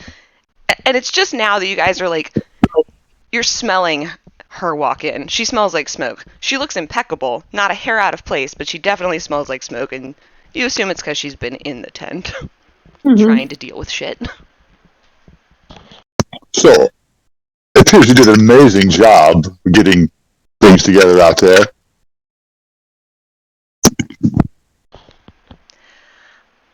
I don't want to talk about my maze. Not anymore. You said All you're right. sorry. I don't believe you. We could go round in circles. I have zero Yes. interest in doing so. What would you care to talk about? What is that? Let's tell in. You say a name as though I'm supposed to know who that is. Oh, yes, yes. She was the one that was jumping on your precious chair. Oh my god, you killed her. Did I, though? I only did what you taught me. You definitely killed her. Oh my god, Dilly, I'm so proud of you! And she's gonna, like, immediately go over and start, like, lifting each of Terralyn's arms and inspecting her, like, did Joel help you kill someone? No, he didn't help me kill anything. I did that all on my own. You got her into a mannequin. All by yourself. I let him help me sew a little bit. He helped? Oh my god, he helped you kill someone. Oh, this is lovely. Yes, but I took him into her mind. She looks beautiful. You've done a wonderful... And no mouth. Oh, no mouth. Oh, Dilly. You outdid yourself. And Gloria's, like, straight walking over and kissing him on the cheek. She's very proud of him.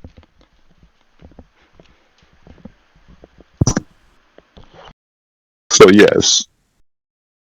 I guess We're good then. No, we're not good. I'm still furious. This was a stroke of genius on your part. There's still the matter of my tent. I don't want It's yes, Well, she was Gloria. pure Yes, evil, Winnie. so Gloria. Your tent is weeds and monsters, both of which you can wave your hand and do whatever with. And they'll be fine by tomorrow. We both know this. You making a big deal over it now is after the fact and just completely 100% antithematic. there's nothing else to gripe about at the time. Darlings, you know, Joel and I each have our own tents, yes? Yes, I know. Do you know why there's a reason we don't collaborate?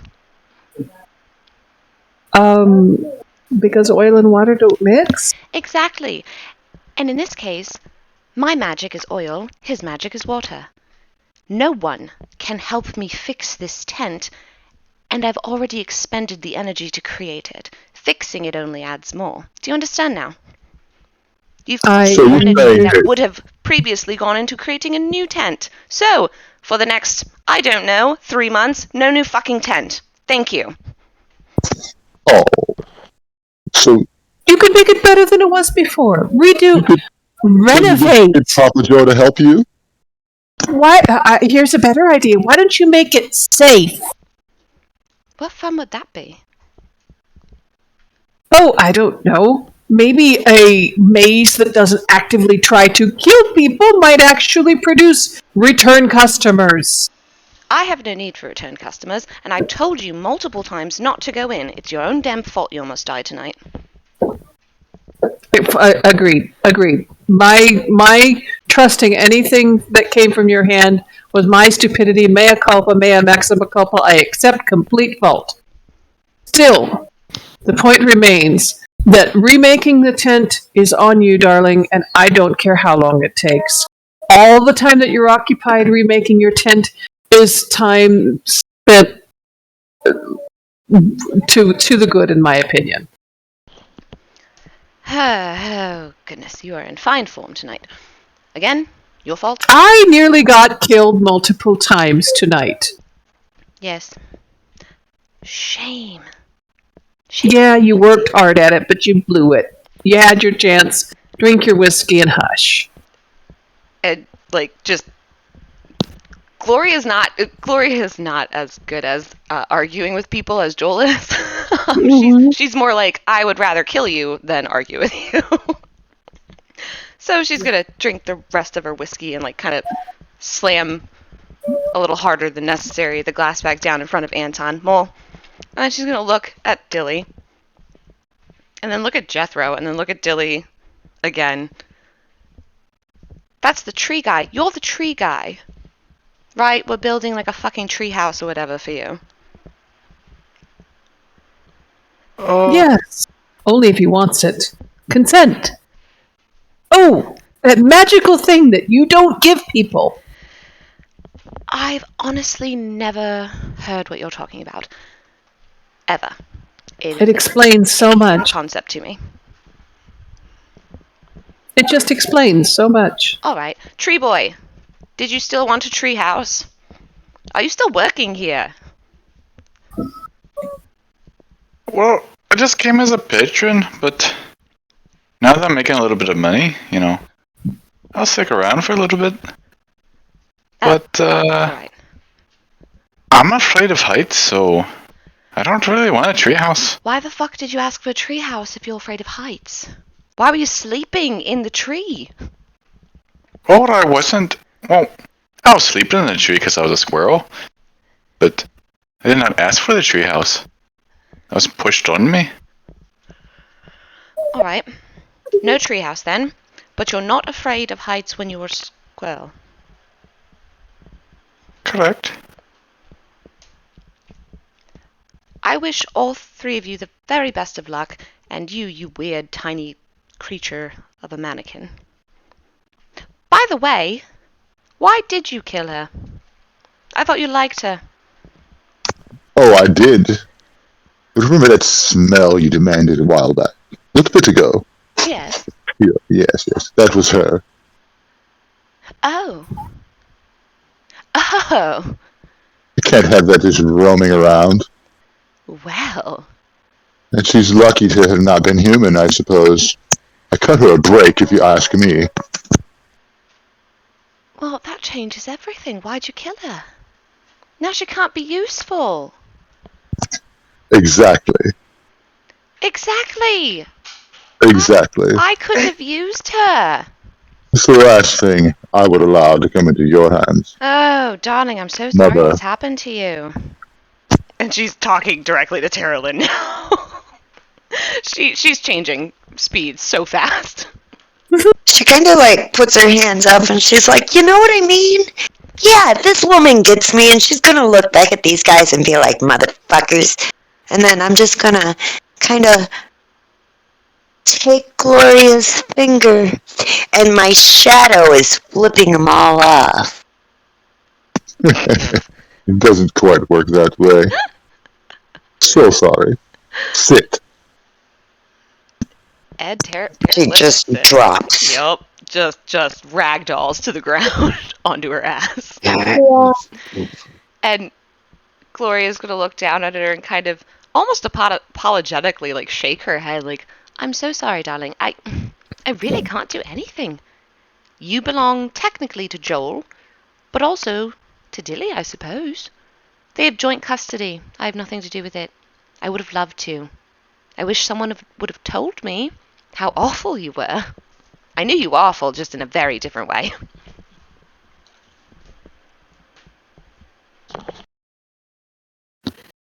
But I thought Off in the background, you hear wah wah. That's hilarious.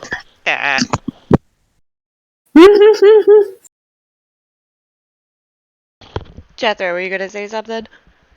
nah, never mind. Are you sure? Right? Sorry about that. All right. Well, in that case, So, Gloria is honestly at this point. Gloria is. She has a refill. She downs it, and she's looking around at you guys, kind of sadly, looking at Terralyn like, the fun we could have had. And then she's gonna say, well, I really just wanted to come in and let you know how displeased I was with you. yes. Other than that, I'd like to go to bed since I have a lot of work to do in the morning. Well, I will Yes. toast her with my glass and say, you know, here's to not dying. Fuck you very much, and I hope you have pleasant dreams. Thank you, Dippy. Truly, thank you. She's not smiling. Mutual love and admiration society between the two of them. Oh, the hate is palpable. They just look at each other. There are two cats in a room going geese Yes. at each other. Yes. And Gwynny will, well, not Gwynny, sorry, Gloria, on her way out, will kind of like stop as she's passing Jethro. Well, if you don't want a tree house, where would you like to sleep? Is it thing up? I don't know. Anywhere with a bed. Up here looks comfy. Just somewhere with a floor nearby. I don't want to be up high. All right, fine. You can take one of the empty beds in the marionette tent. I'm sure there's an available one there. Unless either one of you would like to offer him accommodations, that is where he can sleep. Good night. Good night. You could just crash in my tent anytime you wish. Okay, I'll take you up on that for tonight at least. But I Sounds have a good. question. It's my first day here. Like, when is the show? I assume like there's a big show at some point. And you both know there's not really a big show. Gloria and Joel open the circus every night with their thing at the tree they do, the lights and all the music and the fruit and all that kind of crap. But there's not really a big show. Occasionally, one of the acts will do, something out in front of one of their tents to draw in the crowds. There's no real big show per se. Every tent is different. Oh, that's a shame. I was hoping for like a grand finale. Just want to see something before we go. If you want to maybe make one at some point in time, talk to Joel, and I mean, if it's something they approve and is feasible, I'm sure they'd be happy to have it. Ah, yes, we can like aerialize the fruit tree and spray it on everyone. Have a nice laser show. That'll be fun. Oh my god. Well, maybe not. Maybe I'll rework that a little bit. I think so. I don't think we want the world shedding all over the place.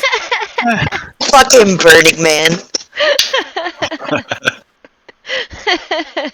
Just make all of the effects of every fruit airborne and see what the fuck happens.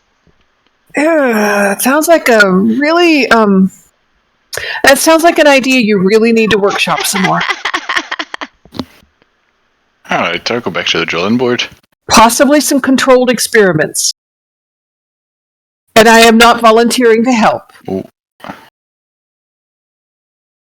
Fine.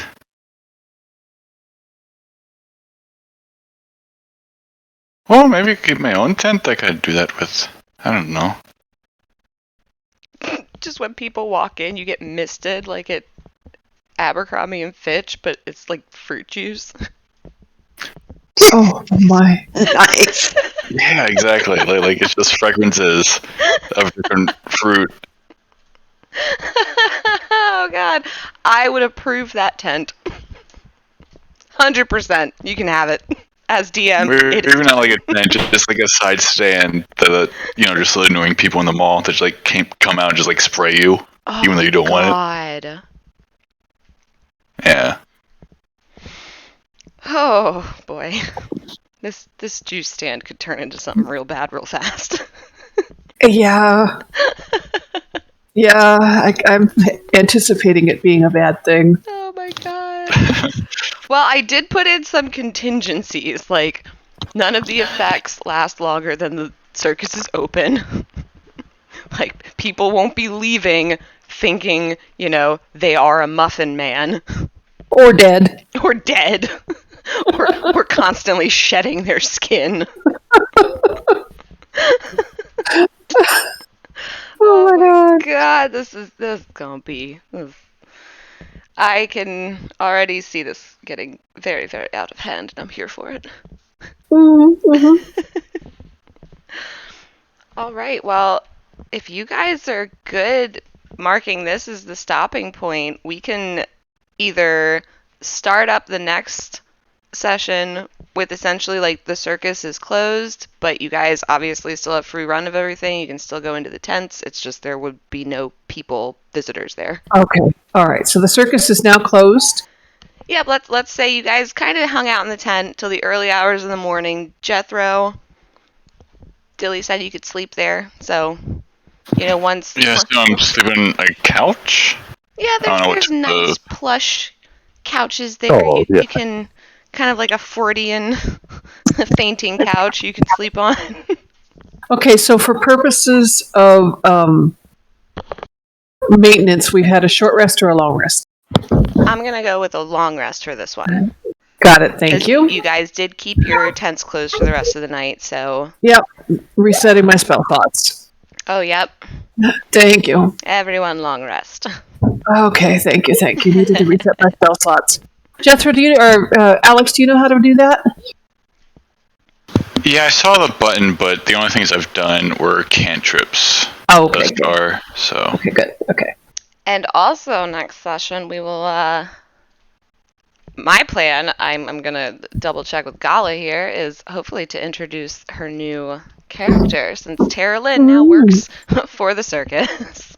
Yes, Carolyn is now an NPC. She works for the company store. Yeah.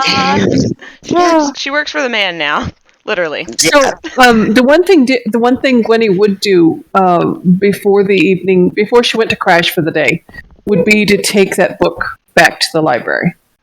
Okay, and there is adorably, like, right on the outside, right under that plaque, there is a return slot. Okay. So you can So I would put that definitely in. return the book to the library, with the idea that at some point in time in the next day or so, Alex probably does need to see Locke, because after all, the book told him to do so. But it's kind of in the back of her mind. Not Alex. Jethro needs to see Locke. Sorry. No. Jethro did meet Locke when he gave him the druid bed. Hers, yeah. Yeah. Oh, that's right, because it was from Gloria, but he That's received also it from Locke. Right. the reason why the name was written. Right. Yes, okay. So that makes sense. Okay. Perfect. So, all right. So I'm going to go back to my my fortune-telling tent and clear up things from the evening. Clean things up, because my tent now obviously smells a little bit of smoke. And there's Probably still some like skin bits that the tiny marionette missed. Yeah, clear things up a little bit, and Sorry about that. gather things. Oh, are you with me? Oh no, if we're all going to go to bed, or if we're gonna go out later, I don't know. Oh no, Okay, I think he was just like, as an aside, like, Jethro is sorry about that. Okay. So yeah, I go back to my tent, and I want to clear everything up, and then I will get my crystal ball out and take 10 minutes or so of contemplation, and actually just kind of sneak in a personal scry for myself. Okay. If that's all right. Go for it. And I would like to cast scrying, and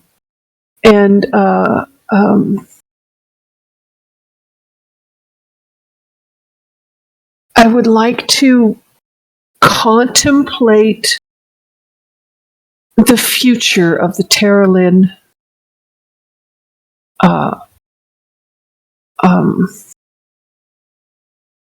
construct, how she's going to affect the circus as a whole, the interaction between Joel and Gloria, and my brother.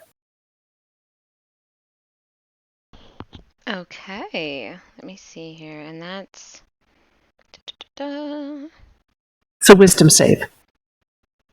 All right, so Tara Lynn has your last official role playing this character. Give me a wisdom save.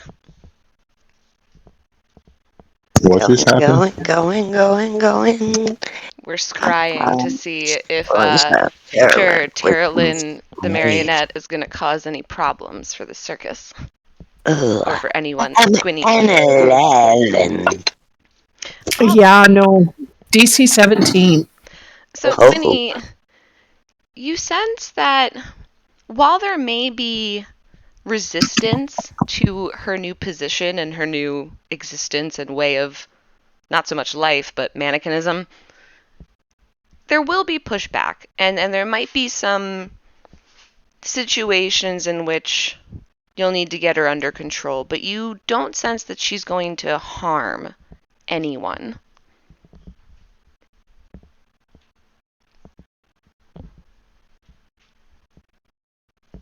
Okay, so she's going to be resistant, but she's not going to actually harm anyone. Correct. She might be kind of like a mule or a donkey. Like, you're going to have trouble, and it might last forever with her, because it isn't a normal marionette. It's a person inside of a marionette. So you sense that you're going to have issues with her in the long run, but it's never going to step over the line of into violence.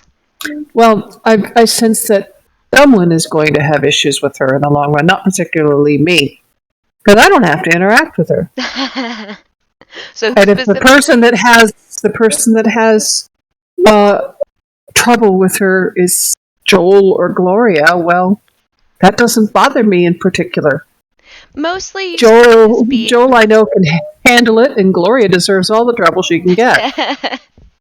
It would be more along the lines of her creating pushback against Dilly and Jethro, because in the sense of, Dilly made her so he can command her, and she will do her best to withstand and kind of defy those commands until her body makes her follow them. Whereas with Jethro, she won't hurt him because she doesn't have a mouth, but she definitely will continue to want to eat him because she considers him a friend. Okay, so I will gather my impressions together and a newfound resolve to protect Dilly, but also to protect Jethro. It's not that I see him particularly as more than a friend. I certainly don't see him on the same level as I see Dilly, but I will protect him from this consuming personality. And Gwynny will basically come to the conclusion that whatever Tara Lynn is now, she's Gloria's problem. And that if she creates problems for either Dilly or Jethro, that Gwynny will step in and make sure that it is Gloria's problem. Gwynny ain't taking no shit. I love it. And that would be my last action before going to bed. All right. And Dilly, did you want to take any last actions? Because I know you don't sleep in your actual circus tent. You guys go upstairs and sleep. So up to you if you want to do anything before you head to bed. No, I'm not doing anything. All right. Thank you. And Jethro, are you just gonna pass out? Is Terralyn in my tent? Yep. Lovely. At Terralyn, you could be doing whatever you do. You can't harm anyone. There are rules for the marionettes. You can't physically harm anyone, but you are in the tent. I think that unless he was to hang her up, I think that she would kind of sit either at the foot of his bed or in a chair and just kind of shake, rock her feet back and forth and just stare at him hungrily. Jethro, knowing that information, do you have any last actions you would like to take before attempting to sleep under these conditions? I take a swig of the whiskey, and I turn her chair, 180 degrees so it's facing away from me, and put a pillow or a blanket under her feet. I don't hear of her moving her feet all the time. And I just curl back up on the couch and go to sleep. If she had a mouth, she would sigh. All right, and we close with 3 of our characters sleeping, one of our characters transitioning into the wonderful world of being an NPC, and another character who hopefully will be able to join us next week. Woohoo! Oh my god, thank you guys. Good roleplay. Oh, this one was fun. That was. This was awesome. Fun. I agree. So what do you think of the game now, Jeff or Alex? I'm liking it. I feel aimless in a way. Normal. We often all do, especially if we're kind of like in between Well, plotted points. Uh-huh. well, that's kind of the thing with this circus thing too. There's real like plot or Mission that we got. Yeah, at the No, beginning. no, definitely no quest. things Like, it's pure that sandbox. I have plans for, but it is purely sandbox for the most part. Right. And a lot of situations with the circus, there's like a quest, or with the end of there's a quest, there's a goal, and so you have like a destination, and so A driving factor. everything kind of drives towards that if you can keep everybody on track. But this particular one doesn't have a quest yet, so we're all sandboxed. There are like side quests, let's put it that way. Right, and then we're also still in the introduction stage of the world building.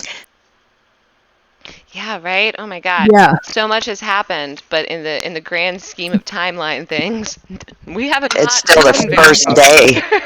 we're kind of doing like this feels more like a huge session 0 kind of thing, really. Still, Yeah, these first sessions have felt very session 0-y, and I'm here for it. Right? I love yeah, that. I mean, it's a good thing. It's a character-driven story. We need to make sure the characters are being established early on. Yeah, absolutely. I like it. We've already killed one off, so how about that? Holy shit, right? Oh my god. But I am so here for it. I love the fact that Dilly is like a serial killer with a conscience. And that he just didn't want to get rid of this one. Right, and that Gwynny is 100% his enabler. Oh god, yeah. And Jethro's okay with that. I love that. Right, Jethro, like, I was waiting for his reaction, because I was like, we never talked about this. Like, I didn't tell him really what was about to happen with Tara Lynn, so it was like, I don't know how Jethro was going to react, but he was straight up like, oh, okay. Friends are tasty, man. Yeah. And I When wonder, you clinged on, whereas like for me, you're just like making me do things that I didn't really want to do. So, you know, I'm going to throw some of my skin at your face. Right? So, I figured, that would be a good way to just, since she did overstep that bound with another character, her being, like, killed off and, like, either here you could fucking do with it what you will, or, whatever happens to it, it'd be a good end for her. Oh my god. Yeah, man, like, by the end of your description of her smokehouse, I was like, oh my god, I do not feel bad about anything that happens to her moving forward. Holy crap. Yes, you two men, please trade the woman stuck in the mannequin. Do whatever the fuck. I don't care. She crazy. Fucking Jeffrey Dahmer smokehouse and shit. Oh my god. that's that idea. Oh my god, when Jethro was asking, are you giving her to me, or is she my employee? I was like, oh my god, we're going there. Accidental human trafficking. I am so proud of you guys. That's kind of like the subtitle of this whole arc. Right? Accidental human trafficking. Oh my god, chapter 1, accidental human trafficking. Oh my god. Yeah, I like it. Oh, I love it. And I love that our druid is fucking scared of heights. I know! Yes. Oh. Yeah, Epic. it's like when I'm like a squirrel, or I can't fly yet, but like when I can fly, it's cool. But other things, Correct. not so much. Oh my god. I don't like heights. I'm so And that whole shedding and making a snowman out of your skin. Yeah, that's shit. fucking brilliant. Like Oh my god. that's I so never- pocket I never want to hear you say you cannot role play, Alex. Right? Oh my I god. never want to hear you say that you don't understand the role play aspect of D&D, because fuck you, that was brilliant. He fucking gets it. I can't play either. I don't get it either. Oh my god, both of you. You both get it. God, fuck you both. I think it's a husband thing, yeah. It is. For sure. Never want to hear that from either one of you. My God. So gross. Like, as he was So- going through it, I was like in the kitchen, like, ew. I have to get back into DM mode, but like right now I'm just in like gross wife mode. Like, ew, what are you doing with your skin? Yeah. I was even like, Oh my god. Yeah. So yeah, and I mean, inside I'm going ew, and I'm happy to play off Gwynny as like, oh yeah, you're shedding. I told you not to eat the orange. It happens every now and then. You see some guy walking around, in everywhere. and so yeah, I'm like sitting there thinking that he's like fucking shaking off skin like a snow globe or fucking Michigan winter. Mm-hmm. Like, oh god. But like that, it's just not dry. It's like liquefied skin that like kind of like forms into dryish skin when it comes off. It's like it's disgusting. Drops. Yeah, like molten blobs. It's like when you're tripping balls and you're actually like melting into the couch. My mom apparently only ever did mushrooms once, and the reason she never did it again was because she went to the bathroom, looked in the mirror. Horrible mistake when you're tripping. I mean, I feel like that's 101. But oh yeah, never. Yeah. No. She looked in the mirror and thought that her skin was like orange peels, and she started like picking at it. And then thankfully she was in the bathroom for long enough that someone like came and checked on her, and she didn't cause any like scars or anything like that. Like she didn't even like really cause like bleeding, but she started like if she had been left to her own devices for long enough. Oh, that's not a, I looked in the mirror when I was tripping, and all I seen was my mom, and it was just like, I got lost in a very patterned toilet paper one time. Like bathrooms are great when you're tripping. It's one of the best places to trip.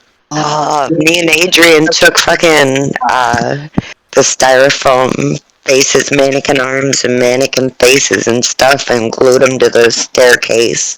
And then we took all of the furniture and laid it on its side so that it looked like when you walked in that you were walking on the wall. Oh my god. Oh man.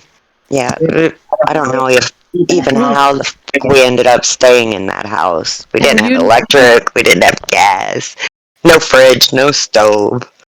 Oh, it was great. Well, and you know my obsession with fiber stuff anyway, right? So